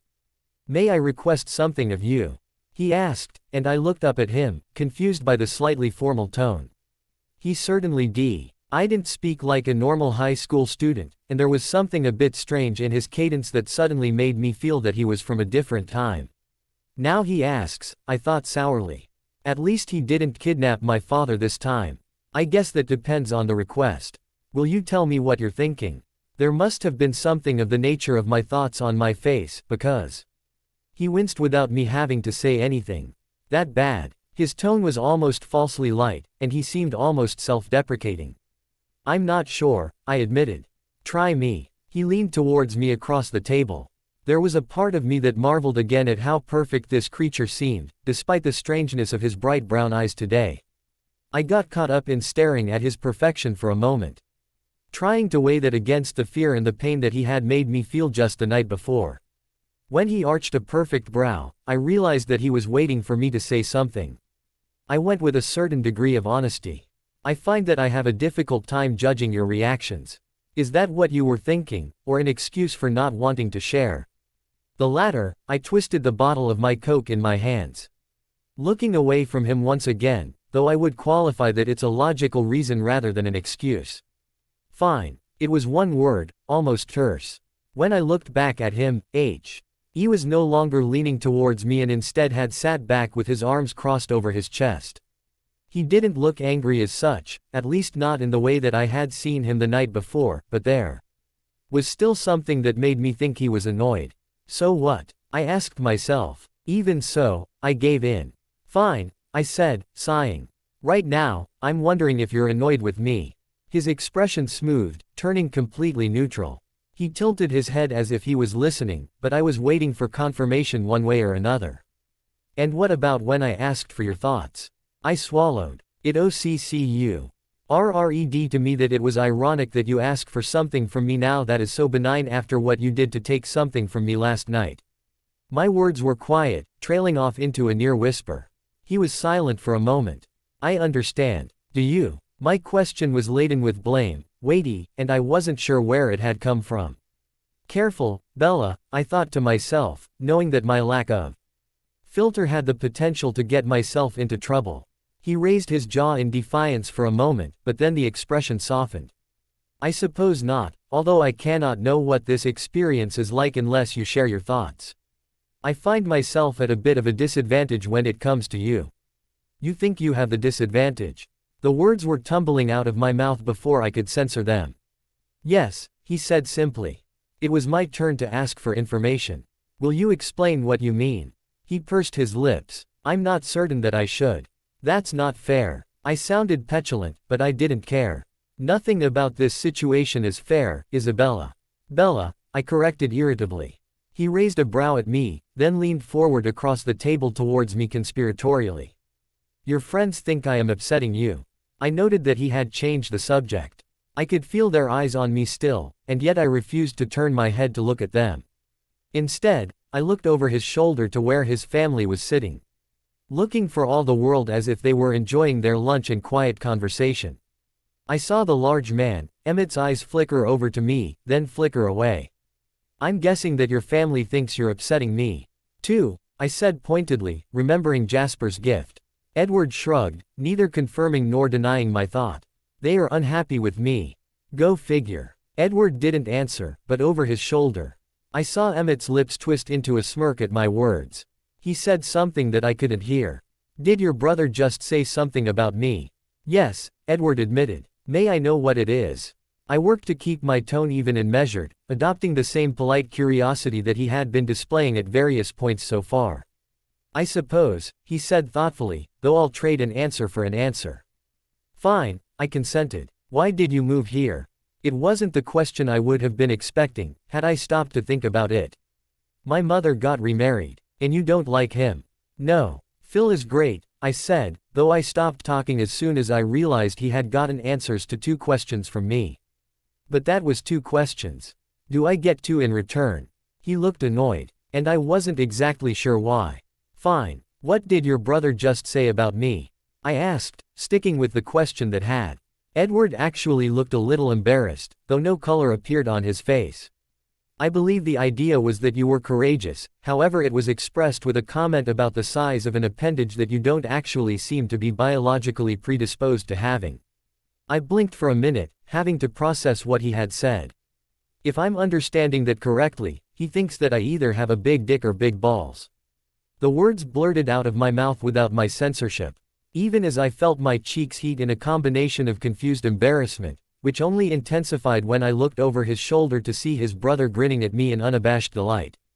To my surprise, Edward's hands made fists on the table and he leaned back away from me, his jaw set with tension. He glared at me for a moment, eyes truly, startlingly predatory, just as they had been the night before. I leaned away from him, too, feeling my pulse quicken at this sudden change in his demeanor. This expression only crossed his face for a short minute, and then he seemed to lose the anger and relaxed his hands on the table once again. I blinked at the rapid change, feeling my own heart rate taking more time to slow. I'm sorry, I said softly, feeling that I had been in the wrong. That perhaps I had offended him by saying what I had. I shouldn't have said it. He looked confused for a moment, then seemed to understand my apology. It was not what you said. It was my turn to be confused. Will you explain what just happened then? He frowned. I have limited control over my bloodlust, he said. It is somewhat abated after last night, but you flushed in your scent, he trailed off. Wincing slightly as he swallowed. I was not anticipating it. It was my turn to wince. He had just had trouble controlling himself. Here in the cafeteria, I blush a lot. It seemed like a fair warning. How did I stop myself from this automatic response? Renee had always told me my skin was peaches and cream. Sometimes she told me I had become a peach because of the color my skin had taken on when I blushed. Thinking of Renee caused a dull ache to flare in my chest. Would I ever see my mother again? He cocked his head at me for a moment, as if listening to something. And then he seemed to refocus. You're not eating, he said. My pizza sat untouched in front of me, greasing the paper plate beneath it. I'm not very hungry. You should eat nonetheless. You'll have more strength with more nutrition. It was about my blood. Of course, I'm not sure that pizza and a Coke really counts as nutrition. I could get you something else, he offered, nodding towards the lunch line. I shook my head, then took a bite of my pizza, chewing and swallowing carefully. It was cold and very greasy, the cheese having solidified. I followed it with a sip of Coke. Happy? Not especially. I shrugged, then took another sip of Coke. Do you eat at all? I asked softly. I didn't think anyone could hear us, but I wasn't sure. There is no need. We have a completely different metabolism. Could you eat if someone dared you to? He leaned forward, extending long fingers to take my slice of pizza, then lifting it to his mouth. He took one perfunctory bite, chewed carefully, and swallowed. His face remained neutral. I scowled at him, thinking that the display had been rather unnecessary. I didn't mean you had to do that. He shrugged. Some of your classmates were watching. It's sometimes useful to perform for them. But if you have a different metabolism, then how do you metabolize pizza? We don't. I will have to expel it at some point. He said the words as if they were slightly distasteful. Like vomit. Essentially, he admitted reluctantly. At my stare, he continued, our physical systems are different. The traditional definitio N of vomiting usually indicates some amount of bile present in the system. I opened my mouth to ask another question, but he shook his head, cutting me off. Eat, he demanded. I took another bite of pizza mechanically, noting the human-looking bite mark that his mouth had left in the food. Will you tell me about your teeth? I asked, taking advantage of the strange back and forth that we had going. What about them? I mean, do they grow into fangs or something? I felt silly just asking the question, though I would have felt silly if I had thought anything about vampires being in forks just the previous day. He chuckled. Not quite a full laugh, but something that was almost endearing nonetheless, had it been about any other topic that was not so sinister. Then, very deliberately, he smiled, his lips pulling back to reveal the gleaming, perfectly white incisors.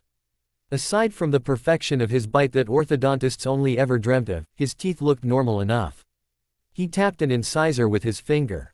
Although the smile was fake and demonstrated a point, I did find myself blinking at the physical beauty he possessed, feeling slightly off-kilter. No fangs, he said, they are simply very sharp. How sharp? Staying focused on his vampirism seemed like a good thing. It kept me from getting too caught up in his beauty. He responded with a demand. Eat. I had forgotten my pizza yet again. I took another bite, chewed, and swallowed. At his raised brow, I took another in rapid succession. It was only then that he spoke. Our teeth are a component of our hunting. They are sharp enough to easily cut through flesh. So you bite in order to get blood. Often, not always. I pressed, my curiosity pushing the words from my mouth before I had time to consider them. I wasn't trying to be nosy. But I was trying to understand this strange, mercurial creature who had demanded a payment of my blood every week. I noted that he was leaning away from me slightly again, his jaw set. I, too, leaned back, wondering if I had flushed at some point. How is your control? I whispered, watching him fearfully. Although the cafeteria was noisy with the sounds of my classmates chatting and laughing, I had the feeling that he would hear me. His expression was not truly frightening yet, but I had already experienced how quickly this mask of humanity could slip to reveal indication of the deadly predator beneath it. He swallowed, then seemed to force himself to relax, his expression softening yet again. You are relatively safe at the moment. However, the discussion of biting and drinking is, perhaps, too enticing. He swallowed again. Oh. I did feel my cheeks heat now, unhelpfully, and I automatically leaned away from him slightly, taking another few bites of pizza in the silence that followed for something to do. When I finally worked up the courage to look at him again, he was frowning and staring at me as if trying to work out a difficult puzzle. What? I asked, feeling my embarrassment well again. He shook his head, then looked vaguely apologetic. You are astonishingly calm. I wish I knew what you were thinking. I, for one, was glad that he didn't know what I was thinking. I definitely didn't feel calm. My thoughts had seemed to be nothing but an anxious maelstrom of tumult since yesterday. I took a sip of my Coke, realizing that wasn't a question that needed answering. How are you finding your classes? He asked, changing the subject. They're fine. I had been in many advanced levels in Phoenix, and so far the classes seemed like they wouldn't offer quite as much challenge.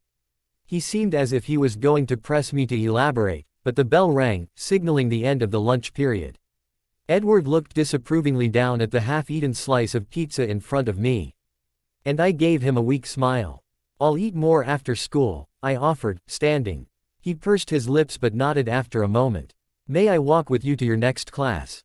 He offered. Something that hadn't been sitting right with me about all of this came to a head as I imagined walking through the hallway with him as my companion. Had he decided that I would spend all of my time with him? Was that a point on our strange bargain that we had made the night before?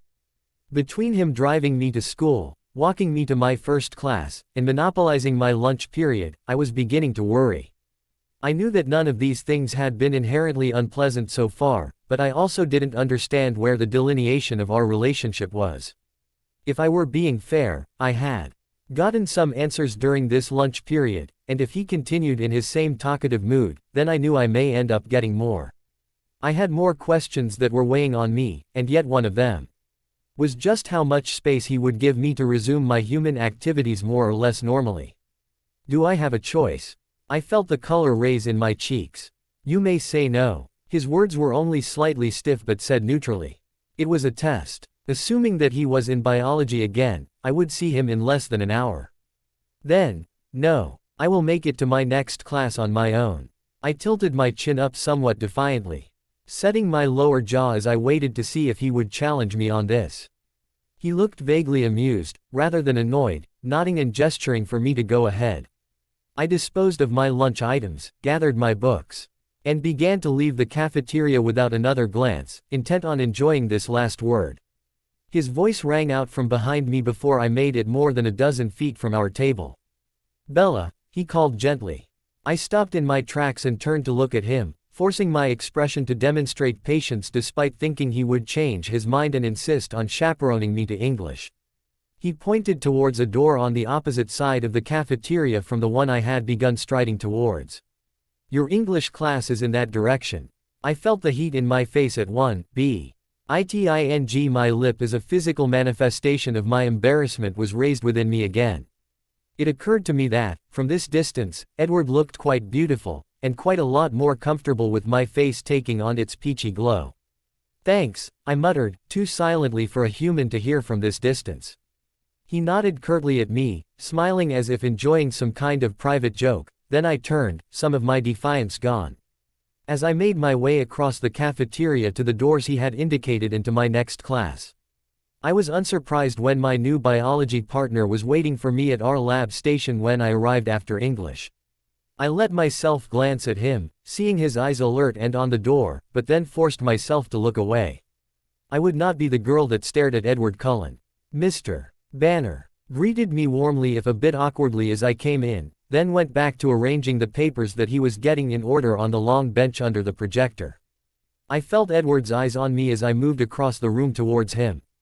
But it wasn't until I was at my seat that I looked at him again. The eyes were still strange to me. I could have sworn that they were black the previous night, then turned red, and now were some odd, bright brown. Hello, he greeted me softly. I nodded by way of greeting, still puzzling over his eyes while I took my seat and got out my biology notebook. It was still new, purchased in preparation for a new school, and there was something satisfying in its unmarred cardstock surface. How was English? He asked, sounding genuinely curious. I can't imagine it was much different from your English class, I offered, finally turning to look at him, and he raised a brow, his smirk back slightly. Perhaps not, he admitted. Although much of experience may be up to the individual's interpretation. This sounded oddly philosophical as he said it, as if he were quoting something. Will you explain your eyes to me? I asked, changing the subject without any attempt at subtlety. He raised a questioning brow. And I took that as an indication to explain softly, I think they were black last night, then red. Now they're still red, he said, his voice even softer. The color you see is due to contacts. They're kind of creepy, I said without thinking, and for a moment he looked as if he found that humorous. They are unnatural, but I suppose they are preferable to the alternative. There was some sourness or bitterness in his tone now that I couldn't quite understand. I said noncommittally. I wasn't sure if the red or this brown was preferable, actually. Will you tell me what you're thinking? He asked once more. I smiled slightly. It seemed to be frustrating to him that I could elude his ability, as my thoughts were a code that he was trying to crack. I was sure that this was case where mystery was more attractive than truth. I didn't share those thoughts, though shared a half-truth with him now. I have many questions, I said. That is unsurprising. Will you answer them if I ask? Probably not all of them, but you'll have to ask in order to know. What are you curious about? In English, in between lines of another read of Hamlet, I had come to the conclusion that I had to know, first and foremost, how this was going to work. Once the adrenaline had begun to wear off from my strange lunchtime conversation, I had remembered just why I had been in this position in the first place. You said a week, I trailed off, trying to pull together the thoughts that had been pressing on me as if under a lead blanket. That wasn't a question, he pointed out. I mean, should we pick a time and place or? He looked kind of incredulous, and my embarrassment raised once more. You'd like to schedule it. That made it sound vaguely like a trip to the dentist. All right, maybe not, but just to get some idea of how this is going to work. I'm not sure. I've never done this before, he admitted. Would you be surprised to hear that I haven't, either? I couldn't hold back the sarcasm. He looked at me disapprovingly for a moment, and then his expression changed to one that was nearly devious as he leaned towards me. I stiffened, gripping the edge of the desk as I was suddenly unsure of why he was increasing his proximity to me, but the feel of his breath washing over my ear was explanation enough. Our classmate just overheard us. They think we are arranging our first sexual experience together. His voice and his proximity sent goosebumps over my flesh, while, after the moment of stupid blinking that it took for me to process his words, I felt the heat flare in my face like a solar flash. Little did it matter to the teenagers around us that scheduling in a time for intimacy seemed like the least sexy was possible to accomplish such a task. Oh my God, Jessica was going to have a field day. I had to admit, even to myself, even as the embarrassment crashed over me like a wave, that it had been a ridiculous conversation to have in the classroom. This was all thought while he was still so close to me, all while my face flared with heat. I heard him swallow now as he leaned back rapidly, but after a moment, I was surprised. Said when I felt his fingertip trace with feather-light pressure under my jaw for just a second before withdrawing. I stared at him, wide-eyed, and he looked back, tension what had he called it, bloodlust warring with amusement in his face. It gave him a strange, wild-eyed, ecstatic expression. Can a vampire experience mania? Mr. Banner took that moment to start the class, and, glad for the distraction, I tried to turn my attention to the lecture for a few minutes, though it did not lessen the hyper-awareness I had of this strange creature next to me. I took a few cursory notes in my new notebook, but it sounded as if Mr. Banner was introducing a lab that I had already completed in Phoenix. This was consistent with most of my understanding of my courses at Forks, which mostly offered low W or level classes from those I had been previously enrolled in. That had been a frustration to me when I had enrolled with the registrar, but I suddenly found myself wondering just how distracted I would be this school year. If you make it through the year, the tiny, dark voice in my head suggested. I had thought, despite Alice saying that it had not played out in her view of the future in this way. That last night I was marching to my assured demise. It had only been once I had made it home, spent the hour with Charlie in pained conversation and awkward hugs, and then made it to the quiet security of my childhood bedroom that I had been able to process that yes, I was still living and breathing and going to see another day. I had broken down completely then in a way that I was surprised. I had been able to evade throughout the evening. The sound I had made, smothered into a pillow, had been nearly inhuman, a wretched scream turned sob. It had taken me quite some time to quiet myself, and even longer to fall asleep. Now, I was tired. I was also still scared. At the bottom of my half-finished notes on the stages of mitosis, I wrote, in small lettering, questions.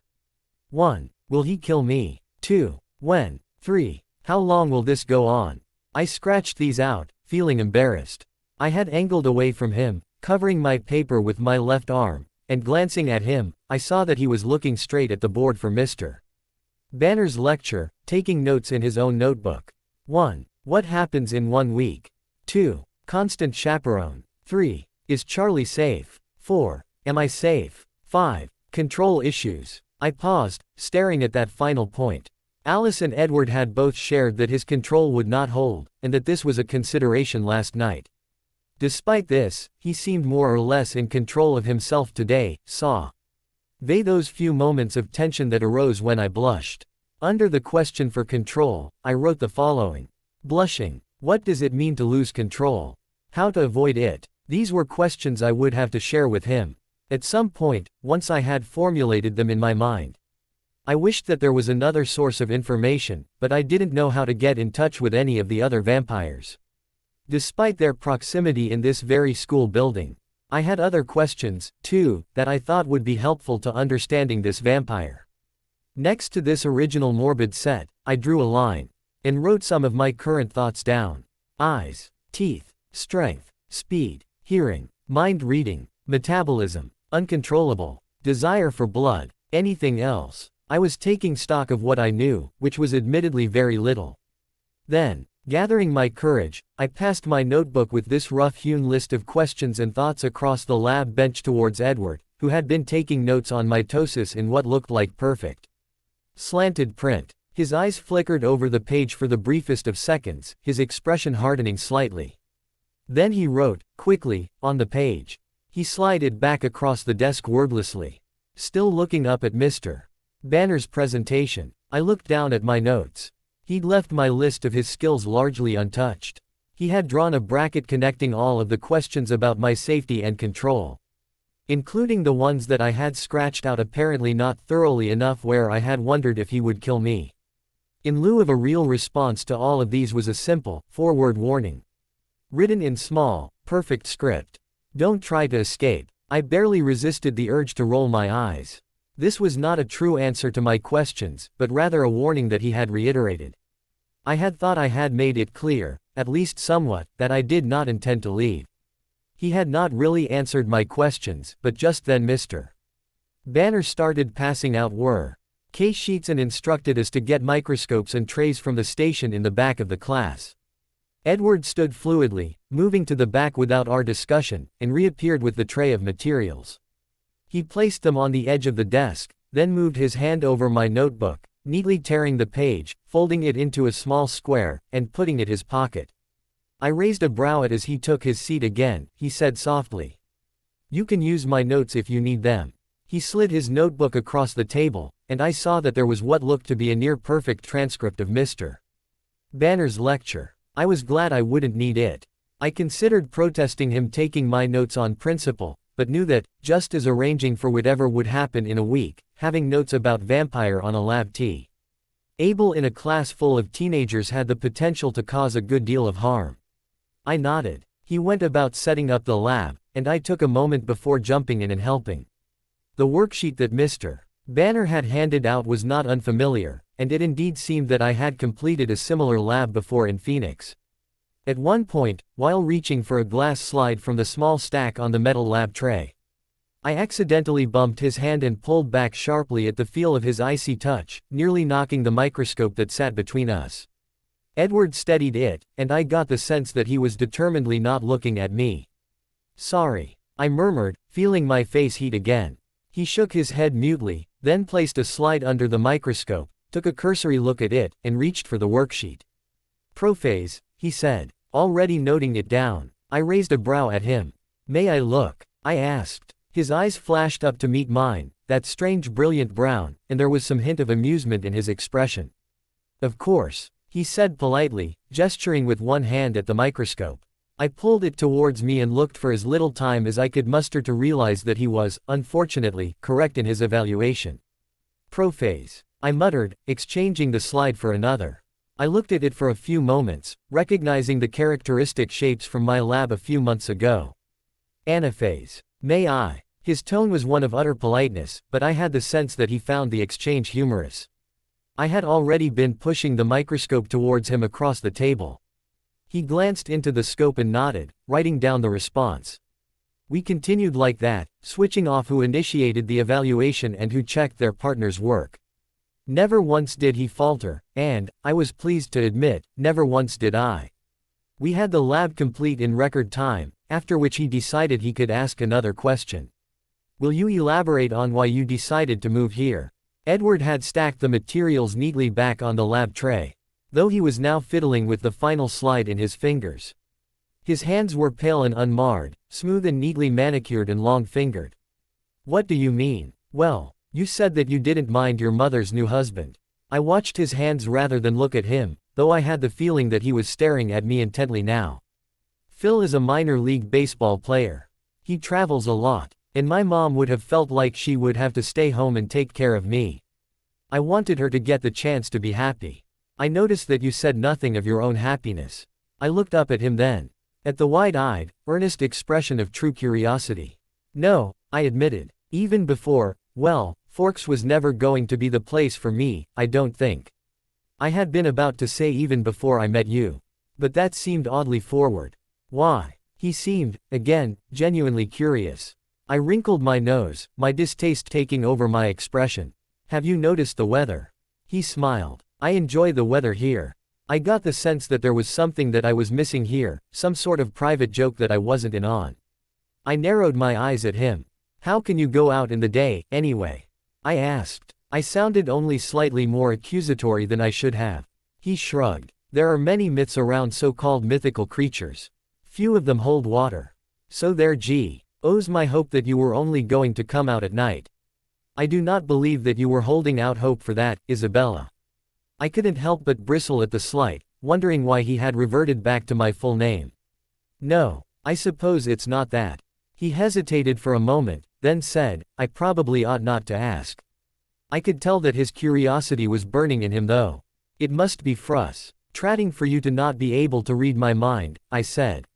I let myself feel slightly smug about it, but was surprised when he leaned towards me, his voice becoming low and suddenly dangerous, raising chills over my skin. Oh, it's infuriating. His voice was nearly a purr. There was something threatening there, implied, and it reminded me once again of what he was. I leaned away, looking away from him wildly, and managed to inadvertently catch Mr. Banner's eye as he circulated around the room. He seemed to take that as an invitation, and he made his way over to us, looking over the completed worksheet for a moment. Did Bella get a chance to do any of this work, Edward? He asked reprovingly. Clearly, he thought that Edward had done all of the work. In fact, she identified over half, Edward replied stiffly. The tension that he sometimes displayed was back on his face, just barely. Really? That's impressive, Bella. Mr. Banner looked back to me, smiling warmly. Were you in an advanced course in Phoenix? Yes, I admitted. Had you done this before? Not with onion root tip, I offered. Whitefish blastula. I nodded. Well, it's good that you two are lab partners then, I suppose.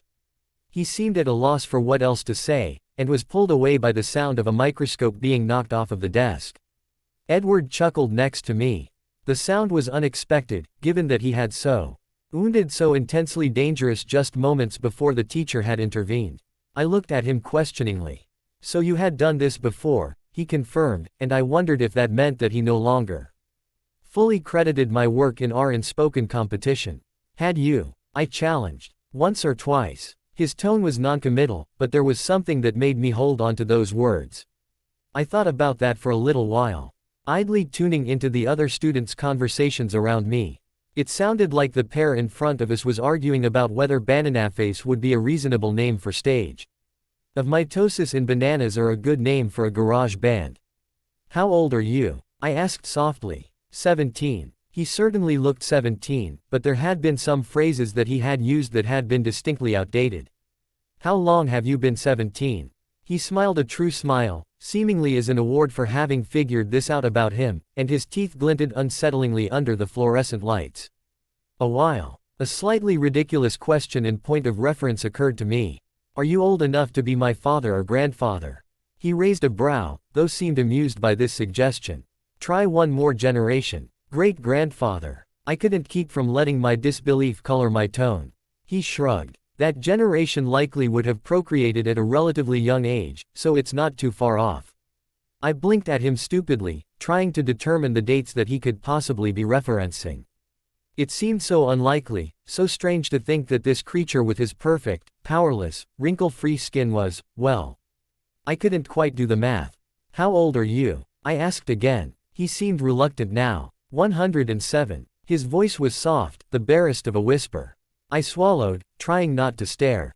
I wasn't sure why, exactly, this was the detail that seemed so difficult for me to process, but it was perhaps because the visuals didn't match with the information that I was being told. There was clearly something unnatural about him, from his eyes to his perfect skin to his bronze, windswept hair, that it wasn't unsurprising to learn that he was not human. With that said, it was hard to divorce my perception of him from what I knew of human bodies as they age. "Do you age at all?" I asked. He tilted his head to the side as if considering the question. "The mind ages," he offered after a moment. "Perhaps significantly, especially in the first years of this lifetime. However, our bodies remain the same. So you looked like this when you were." I wasn't sure where I was going with that. "Born. Created. I'm sorry, I don't know the terminology," I said, feeling my cheeks heat again for some reason. He was smirking again. "I would be rather surprised if you did." He looked up for a moment, scanning the classroom, then said, "Perhaps the setting leaves something to be desired for this path of inquiry. After all, our classmates already think we are making a sig. Nations to consummate our new relationship." My face flared with heat again at the reminder, and I let out a strangled laugh.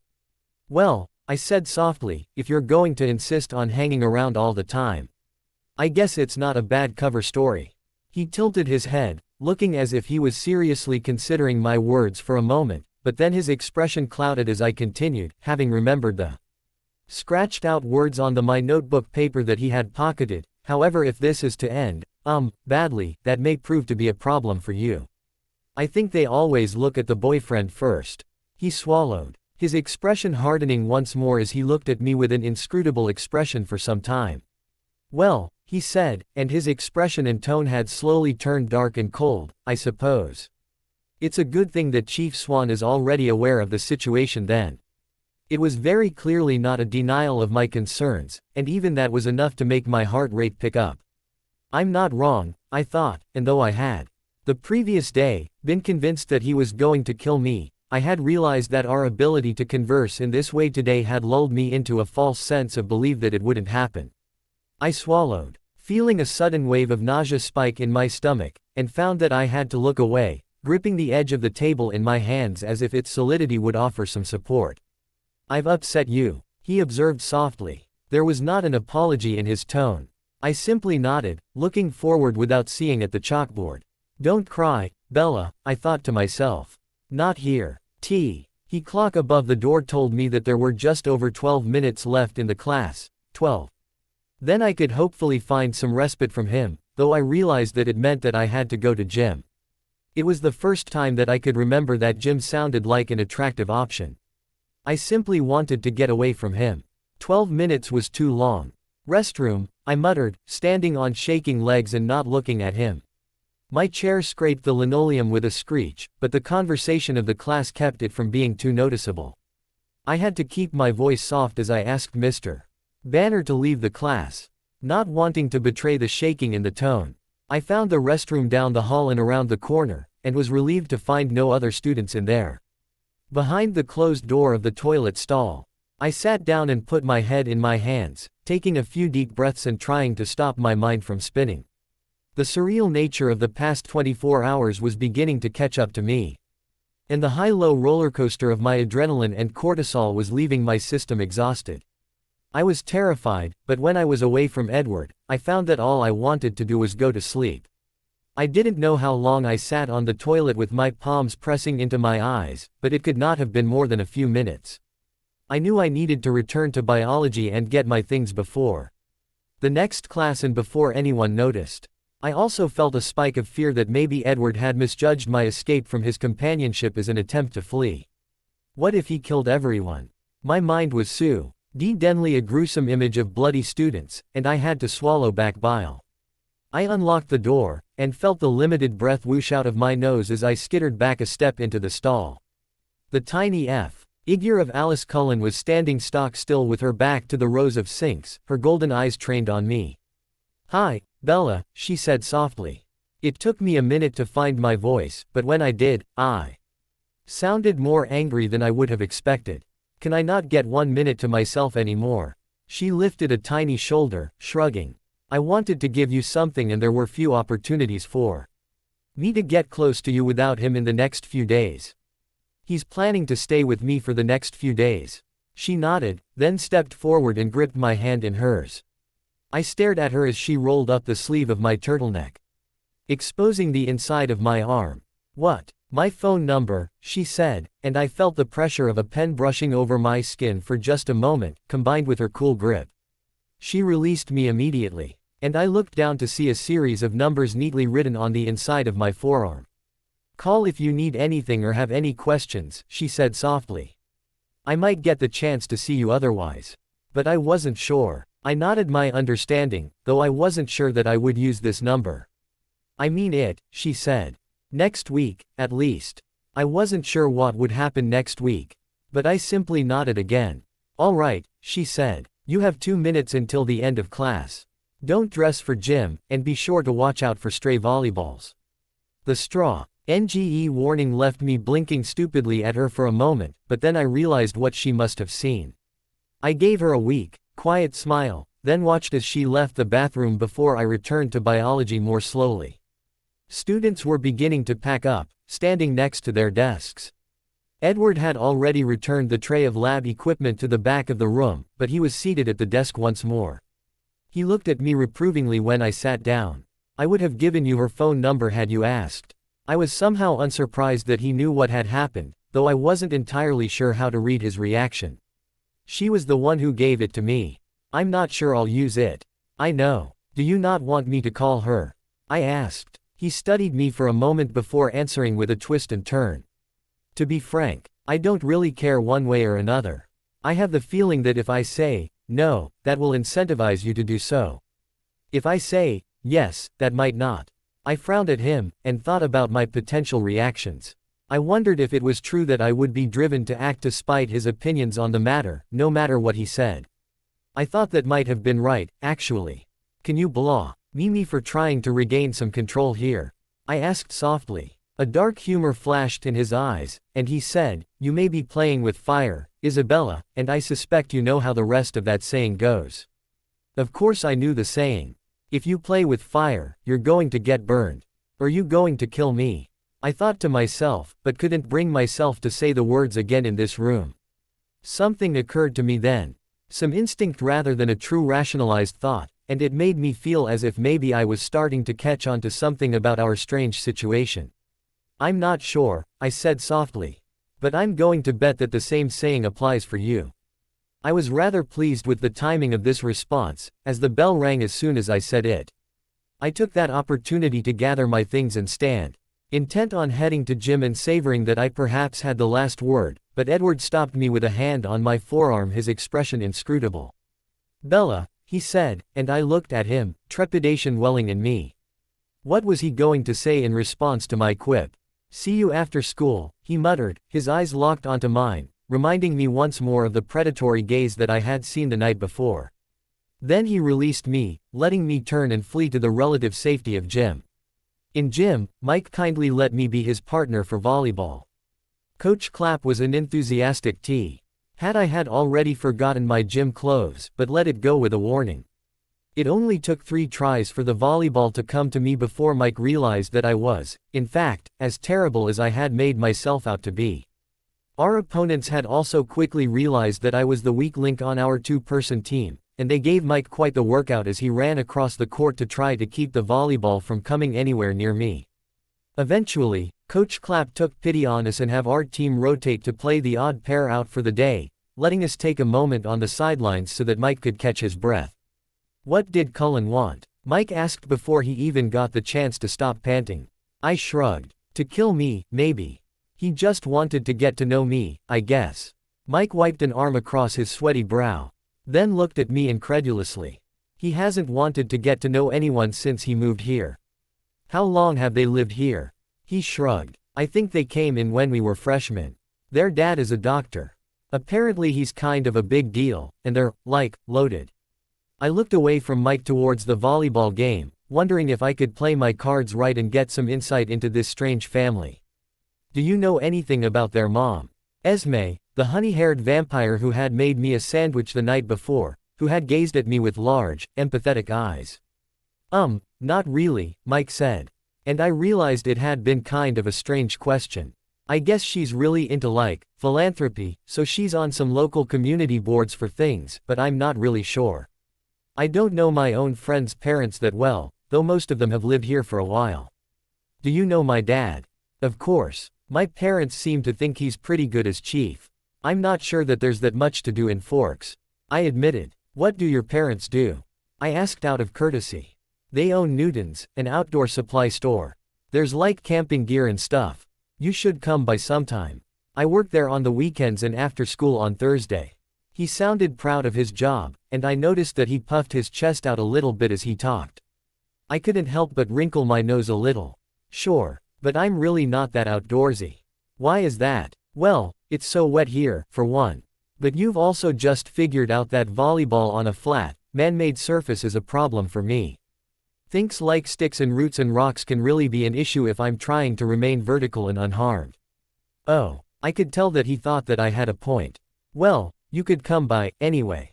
I didn't bother asking what someone would possibly want from an outdoor supply store if they did not do outdoor activities, and instead watched as some of my new classmates whose names I had already forgotten dove for the volleyball intensely, hitting their heads together. As Coach Clapp walked over to see if they were okay, Mike continued with his initial line of questioning. Are you going to see Cullen again? I wasn't sure why he sounded so possessive so soon. I think so, I said neutrally, seeing as he said he'd give me a ride home from school. I fed Mike the same line that I'd given Jessica this morning about my truck, and then Coach Clapp had pulled us off of the sidelines so that the two boys who had head-butted each other could have some time to recover. From then on, Ike was kept busy doing the work for the two of us up until it was time to return to the locker rooms and change.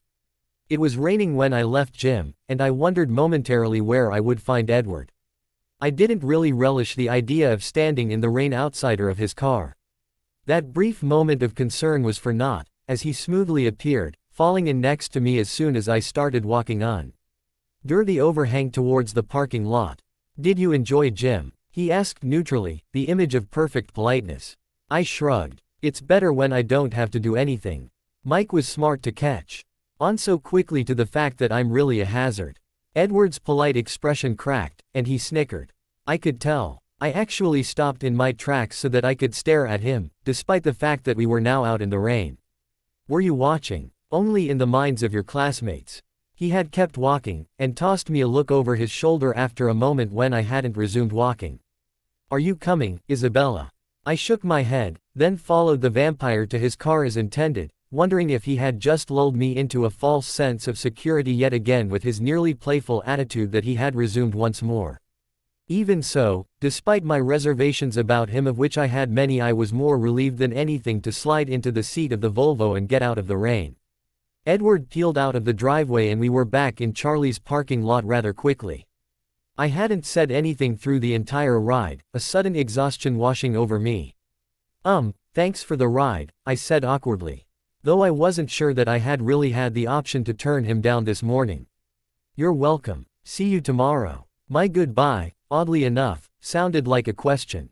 Even as I said it, I wondered if maybe he would be seeing me much sooner than that, remembering Carlyle's suggestion the night before that Edward stay outside my house. Yes, he said, and there was a high nt of that amusement in that one word that made me think that, indeed, he was intending to stay nearby again. I decided not to ask, just shook my head before marching through the rain to the relative safety of the eaves and letting myself in the house, glad to close the door between myself and this strange, mercurial vampire for the day. Unbelievably, I made it through the week to the end of the day on Friday.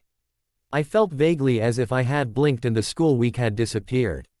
My Monday deadline was looming ever closer with each passing day, but at the same time, I had been surprised by how quickly I had fallen into a sort of tense routine with my new vampire chaperone. Edward picked me up and drove me to school every day. Charlie met him at the door with the token grumble, but he didn't say anything further when he was in Edward's presence. On Friday evening, after the work week was over, Charlie had tried to talk to me about my situation and the agreement that I had made with Edward. He had tried to talk to me about my agreement with Edward and to come up with a way for me to escape him. How has he been at school? Has he been behaving himself? Yes, Dad. He's been all right, I said sincerely. I had gotten the ongoing sense of push and pull with Edward, of trying to claw some control back from him through verbal sparring. I was always somewhat worried that I would go too far. Sometimes his eyes would darken behind the contacts, his expression turned predatory, and his words would darken into a sort of growl that sent chills down my spine. Most of the time, though, he acted with even some degree of polite interest, and sometimes I even got to see some flashes of humor. It wasn't inherently unpleasant to spend so much time with him, though I sometimes felt as if I were getting the third degree when it came to the questioning. It turned out, perhaps in an effort to make up for not being able to read my mind, that Edward had a lot of questions and was very nosy. I had been trying to use this to my advantage, exchanging a question for a question, though I still felt like there was much more information to know about him than I had been able to glean in a series of lunchtime conversations. "Are other people paying attention to you too?" Charlie asked. I shrugged. "I think they're noticing that the new girl is hanging out with the youngest Cullen," I answered honestly. "I'm not sure that they're thinking that much more than that. Well, aside from the fact that they seem to think that we have scheduled a time to have sex with each other." That rumor had spread like wildfire, unsurprisingly. Jessica hadn't even known what to say, and had, apparently, been so envious that she hadn't even brought it up directly with me, to my intense surprise. Instead, he had started leaving little comments and digs in there about how I obviously knew the Cullens really well, as if that was possible in the span of less than a week. "What if you just got on a plane and got out of here, kid? I'm sure that Renee would be happy to have you back." Blood, screams, murder. Immediately, in my mind's eye, I could see a pile of bodies lining up on the sidewalk outside of Forks High School. My father's was at the top. Just then, there was a strange sound outside the kitchen window, a loud, violent snapping. Charlie had gotten up to peer into the darkness beyond the window. He frowned. "It looks like one of those huge tree branches just fell. Glad it didn't hit the house. I knew I should have had the tree trimmers come last year." "These old trees," he said, shaking his head before returning to his spot at the kitchen table, grabbing his empty beer can and heading towards the fridge to find himself another. The timing of that sound had been too coincidental, and with my new understanding I had built up about my vampire guard. "Excuse me for a minute," I said softly, then, steeling myself, walked out of the kitchen and out the front door. I knew I would have to explain this to Charlie later, which may cause more challenges to me, but I suspected that I needed to smooth over the situation before any other trees or worse were damaged around my house. My heartbeat rang in my ears as I stepped away from the light off the kitchen window and into the shadows around the garage, edging along the building as if the proximity to the structure would give me some comfort. I had not bothered to turn the garage light on, and found it to be a strange psychological experience to be walking out into the darkness trying to meet a monster. "Edward," I called softly. It was the first time that I had acknowledged that I knew that he had been staking my house out at night. For some reason, I had not been able to bring myself to do so in our conversations over the course of the week. I had, instead, forced myself to pretend as if I had privacy from the moment that I shut the front door behind me after the day of school. He had not, to my knowledge, intruded into my home life much thus far. But the damage to the tree, if I was right, suggested a break in that pattern. Even though I had been expecting it, I couldn't keep myself from skittering a step back when he appeared before me. In the darkness, I could only barely see the outline of him and the pale reflection of his skin. He was standing very close to me, closer than he tended to unless he was annoyed with me.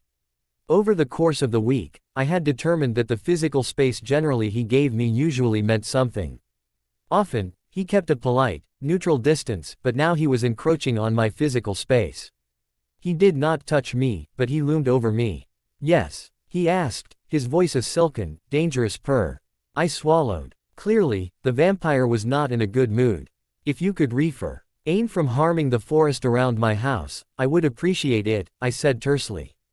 "Though snapping a branch would have been preferable to snapping your father's neck, but I can reprioritize in the future."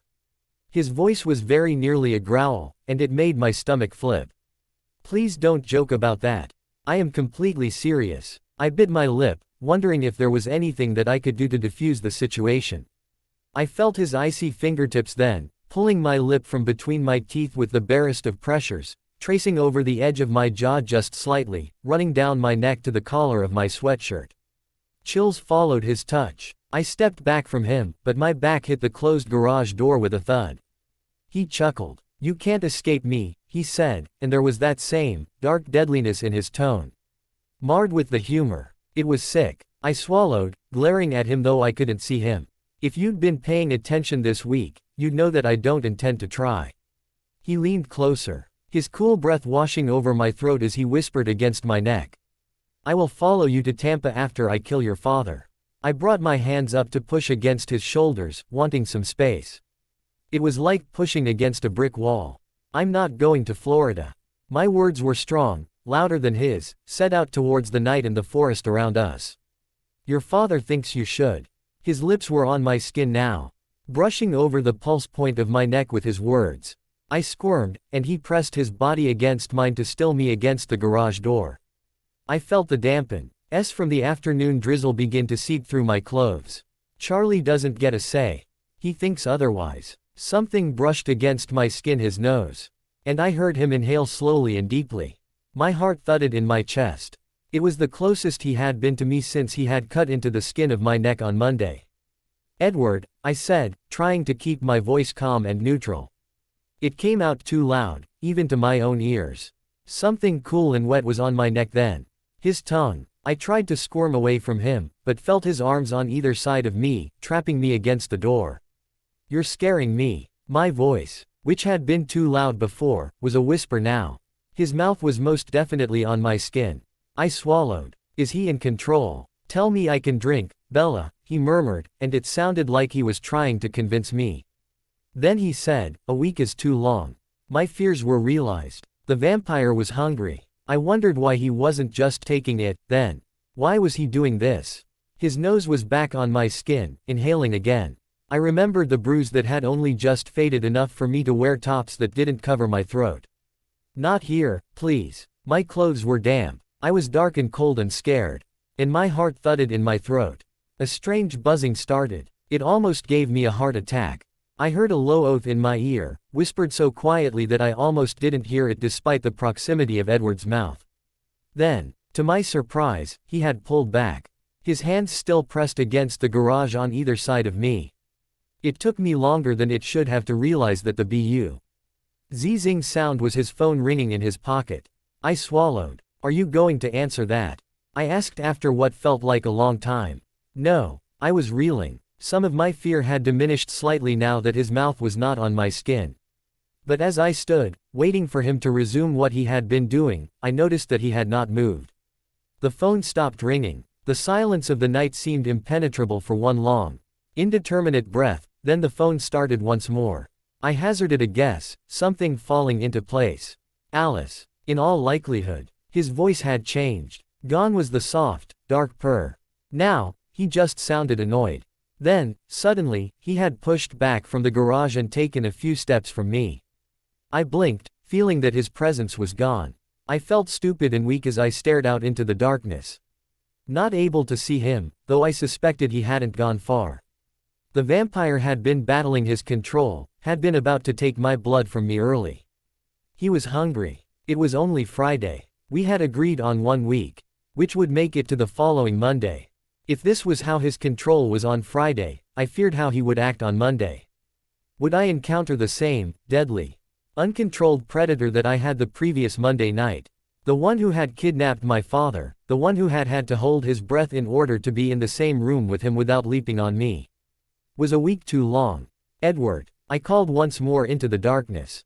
There was a beat of silence, then, "Yes." He sounded as if he was some distance away, likely in the perimeter of the trees. I swallowed. "I really hate that I'm saying this," I said shakily, and felt every fiber of my being protest. It was, in fact, evolutionarily stupid of me to say these words, to even be offering, to not be trying to flee or fight the situation. And yet I knew that I was without recourse, but I'm wondering if it would be safer if we didn't wait until Monday. I had almost offered to do it tonight, but did not want Charlie to worry again. I had, for the most part, adopted a need-to-know policy when it came to Charlie, aside from telling him the details of my initial deal that had saved his life. I had not told him all of the vampire's myriad of strengths, nor had I shared the overwhelming fears I felt. He had said he would go visit his friend Billy Black tomorrow, and I knew I would have the ability to slip away unnoticed then. Quiet met my words for one beat, then, explain. What if we did it tomorrow? I whispered. I'm guessing you're hungry. You seemed to have more control earlier in the week. If we do it tomorrow, it might be safer. I let out a gasp as his lips were on my throat once more, his cold arms around my body gripping just a little too tightly, a dark chuckle in my ears sending shivers down my spine. I would be a fool to say no to that, he said, and I felt his tongue run over my skin once more. Then he had released me, had apparently darted back a dozen yards, and sounded far away again when he said, "Tomorrow, then." I nodded, collapsing against the garage door again. He had been manipulating me like a doll, picking me up and tossing me around as if I were spineless. And I suddenly found it challenging to stay on my feet when he discarded me. "If you really want me to wait until tomorrow, you should go inside now," he called again after a moment. I nodded, pushing myself more upright and holding my hand against the wall for a moment, then, keeping my hand on the wall for support, I turned away from him and walked back to the front door, letting myself into the warm entry shakily and going through the motions of locking the door against him. I suspected was psychological more than anything else, and could imagine the ghostly, sinister chuckle in the dark as I did so. "I'm going to bed, Dad," I said as I walked through the kitchen. Charlie looked surprised. I didn't know what expression was on my face, but I was sure it wouldn't have been very convincing when I said, "Not feeling well." "Good night." He called something unintelligible towards me, but I wasn't paying any attention. I made my way up the stairs on shaky legs, stripped out of my wet cloth. And pulled on my t-shirt and sweatpants with leaden arms before collapsing into bed. I didn't even have the energy to brush my teeth, but I couldn't help but bring a hand up to my throat where his mouth had been. Feeling the warmth of my palm there as if it could burn away the memory of his icy touch. The next morning, I stayed in bed until I heard Charlie leave to go to Billy's mid-morning. He had come in to check on me at one point, and, as it was really my first weekend in Forks, I was a teenager, and I was processing the fact that I had a new agreement with a vampire. He seemed to think it reasonable that I was staying in bed through the mid-morning. It wasn't until I heard the front door close downstairs that I got out of bed. I wasn't sure when Edward would come for me. In fact, I had been surprised that he hadn't come yet, and I took the unexpected opportunity to shower and dress in jeans and a comfortable t-shirt, throwing my favorite sweatshirt over it. What did one wear when they were preparing for a day of bloodletting with a vampire? It was only once I had gone downstairs and had finished eating a bowl of cereal that one heard the doorbell ring. I wondered, irreverently, if I ought to get a key made for Edward. It would save me the steps, at least. I felt as if I was marching to the gallows as I walked through the entryway. I was sure that he could hear that my heart was thudding unevenly in my chest, and I felt vaguely as if I was near to hyperventilating. The first thing that I noticed when I opened the door was that he had foregone his contacts, apparently. His eyes were dark again, a deep maroon color. He had, over the course of the week we had spent together, explained to me that the color of his eyes reflected how recently he had eaten. Black meant he was very hungry. I took the maroon to mean that he was getting there. "What have you had to eat today?" he asked, and the fact that he had foregone his usual politeness and greeting was indication enough that he was impatient. A bowl of cereal." He seemed to weigh that for a moment. "Do you have any juice here?" "Yes." He stepped inside and closed the door. I stepped back from him, my anxiety making me feel as if I was going to be sick. "We're doing it here?" I asked. My voice was a squeak. For some reason, I had thought that he would take me back to his house. "Does it matter?" "I guess not." I was staring at him, frozen under the intensity of his gaze and the strange, business-like manner that he was addressing me. He was nearly terse today, and underneath the surface I sensed that there was a coil wound tightly ready to spring back and hit me. "You should go lie down," he said coolly. Something in me cracked. Somehow, somewhere, some of my resolve had left me. "Please," I whispered, and saw something in his face tighten. Tears had sprung from my eyes, streaming down my face. "Please don't do this." I had realized that, despite what he had done the night before, I hadn't. T really thought that he was going to do it again. The strange conversations we had been able to have over the course of the past week had made me think that maybe he would be reasonable, that maybe I could reason with him. "Go lie down. Bella," he repeated, and under the icy tone I could tell again that his control was barely contained. I moved. He hadn't specified where he wanted me, so I chose to go upstairs to my bed. This would be better, I told myself, on the off chance that Charlie came home from Billy's early and I didn't want to move. I moved slowly up the stairs, aware of each silent step that he took behind me. But the only sound that I could hear was my sniffles and my breath coming in gasps. I tried to remember what Alice had said about predator and prey, tried to remember the feeling of calm that I had, at least somewhat, maintained going into this situation the last time. I couldn't muster it now, though, and once I made it to my bedroom, I found that I couldn't help but whirl and try to push past him. I knew it was stupid. I understood, intellectually, at least, if not instinctively, that there was no way that I could outrun him or outfight him, but I hadn't really had the opportunity to experience it yet. Now, he caught me easily, a low snarl breaking through his teeth, and he tossed me onto the bed so quickly that it left me reeling. He was on top of me then, and I couldn't help but try to struggle away from him. "Stop fighting," he snarled, and it made me freeze. He had pinned me once more, his torso angled over my body so that I was pressed down into the bed by it. The weight and hardness and cool temperature surprising given how approximately human he appeared. I was trembling violently. Through the tears, I could see that he had dragged my arm up and pushed my sleeve up to expose the delicate skin of my wrist. There was a part of me that was surprised that it wasn't my neck this time, especially given his actions the previous night. His eyes flickered to mine, just once. And there was the image of the predator once more, pupils dilated, eyes narrowed in intense focus. I tried once more, my voice a whisper. "Please don't do this," I whined, through my teeth as his fingernail cut into the skin, and then I felt his mouth on me. It was a strange pain, burning and sucking and pressure, and it was so acute in the one particular area of my body. I tried to move away from it, and he wrapped his legs over my own, pressing his lower body against mine and into the bed. I was, suddenly, aware of something else. In addition to the vampire that was pinning me to the bed, pulling blood from my body in sharp, piercing pain, he also had the body of a man and I was pinned under him. I remembered, briefly, that he had straddled me that previous time he had drank. And now I couldn't help but feel that I could feel too much of him. I squirmed, and he tightened his legs around my own, causing his lower body to angle against mine even more. All T.S. while the pain was intense on my wrist, soldering. The only thing that I could do was bring my other hand up and place it on his shoulder. I couldn't even push him off. The only thing that took away from this new discomfort at his position was the fact that he seemed totally concerned with drinking. It took me longer than it perhaps should have to settle into the sensation of being totally helpless. In that time, my tears continued. My discomfort at our position and the nearness of his body remained. It was only once the helplessness truly hit me, not only that, but that it hit me and I accepted it, sank into it, that I began to feel something else. The pain in my wrist was sharp, prodding, and this, combined with the utter helplessness I felt, made waves of some indescribable feeling flow over me. I wasn't sure if it was adrenaline or something else that had taken on some sort of pleasant edge, warm and numbing, almost the sensation of sinking into a hot bath. It was subtle, and I stared up at the ceiling, at my hand on the vampire's shoulder above me, and wondered momentarily what it was. It kept me still and calm, though the tears were still falling, and his grip on me relaxed slightly as I stopped moving for what felt like a few minutes. What was going on in my body?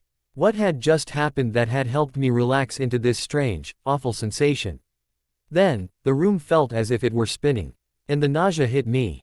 None too soon, I felt something, his tongue, seal over the wound, and he withdrew. He propped himself up on one hand above me to study my face, crimson yes, almost blinding in their new intensity, then rolled off me to sit next to me on the bed. A cool hand was suddenly on my brow, feeling my clammy forehead. "Are you all right?" His voice was soft. I felt as if my stomach was rocking back and forth, as if I were seasick. I shook my head mutely and sat up, feeling the room spin. I took a few drunken steps, then felt his hands on my waist, holding me up. "I think I'm going to be sick." My voice sounded like a croak, and I had to swallow back the telling pre-vomit saliva that had pooled in my mouth. He helped me to the bathroom. It was surreal to have him there. Standing in the doorway of Charlie's tiny bathroom, watching with a newly concerned expression for my well-being as I braced myself with one hand on the edge of the bathroom counter and one hand on the wall above the toilet. The only thing worse than vomiting was doing so with an audience. "Go away," I managed to whisper angrily, only seconds before I lost my breakfast into the toilet. My head was spinning, the tears were still falling, and I only barely managed to stay upright. In my periphery, I was only vaguely aware of the fact that Edward had left. When the dry heaving settled and I had flushed the toilet, I let myself sink to the floor of the bathroom sitting on the fluffy bath mat, my back against the wall. I put my head between my knees, closing my eyes. The nausea disappeared as quickly as it came, but the lightheadedness remained. "Bella." He was back, speaking softly. "Perhaps you should go lie down. The distance between my room and the bathroom seemed too great." "Too far," I said, muffled against the inside of my knee. The feeling of cool arms wrapped around me, and I felt sudden movement. I snapped my eyes open and it took me a moment to realize that he was holding me to his chest, cradling me in his arms, really, and that he was moving me to the bedroom once more. It was over before I even had the chance to protest, before I even had the chance to marvel at the fact that yes, he had just somehow managed to pick me up off the floor and move me as if it were nothing. Then he had pulled back the covers of the bed and placed me under them, holding a cup to my lips. "Drink." I wasn't sure if it was a request or demand. I sipped at the edge of the cup being held to my lips and tasted the sweet, spiced drink. "Where did you get ginger ale?" Charlie definitely hadn't had it on hand. "I stole it from your neighbors." I frowned. The cup was still held up to my face, but I turned my head away. When you were vomiting, that must have only given him about a minute to, you broke into their house." "Yes. To steal ginger ale." "Yes. How did you know that they had some?" "I could smell the can." I blinked stupidly at him, then closed my eyes, unable to take his brilliant red gaze any longer. I sank back into the pillows further, feeling the weight of what had just happened wash over me, though my stomach was thankfully settled from its brief bout of nausea. I tried to take comfort in the feeling of my bed and duvet, and tried to not think about the creature that was in the room with me. Maybe if I pretended that this wasn't happening, it would turn out that this was, in fact, all a bad dream. "You should drink more." His voice interrupted my pretending. I was suddenly annoyed. "I don't want it. You stole it. Drink, Isabella." The voice was nearly a growl now. I considered ignoring him, but wondered if he would be able to go so far as to actually force me to drink. I opened my eyes and sat up slightly, then held my hand out for the glass. He was sitting on the edge of my bed and handed it to me. I chugged the rest of the ginger ale, the bubbles hurting my nose but the spicy sweet flavor getting rid of the last traces of the bile that I could still taste. He looked at me reproachfully. "I'm sure that will make you feel better. Can I not just rest?" I asked, and rather than sounding defiant, I simply sounded tired. His eyes flicked over me, appraising, and then he nodded. "Fine. I want you to eat something in a little while though." "Not now," I said, settling back against the pillows and closing my eyes once more. "No," he murmured. "A beat too late. Not now." I was, somehow, aware that he was here but managed to block it out, and instead I turned on my side and drifted into a fitful sleep. The end. Thanks for watching. Don't forget to subscribe our channel to stay updated.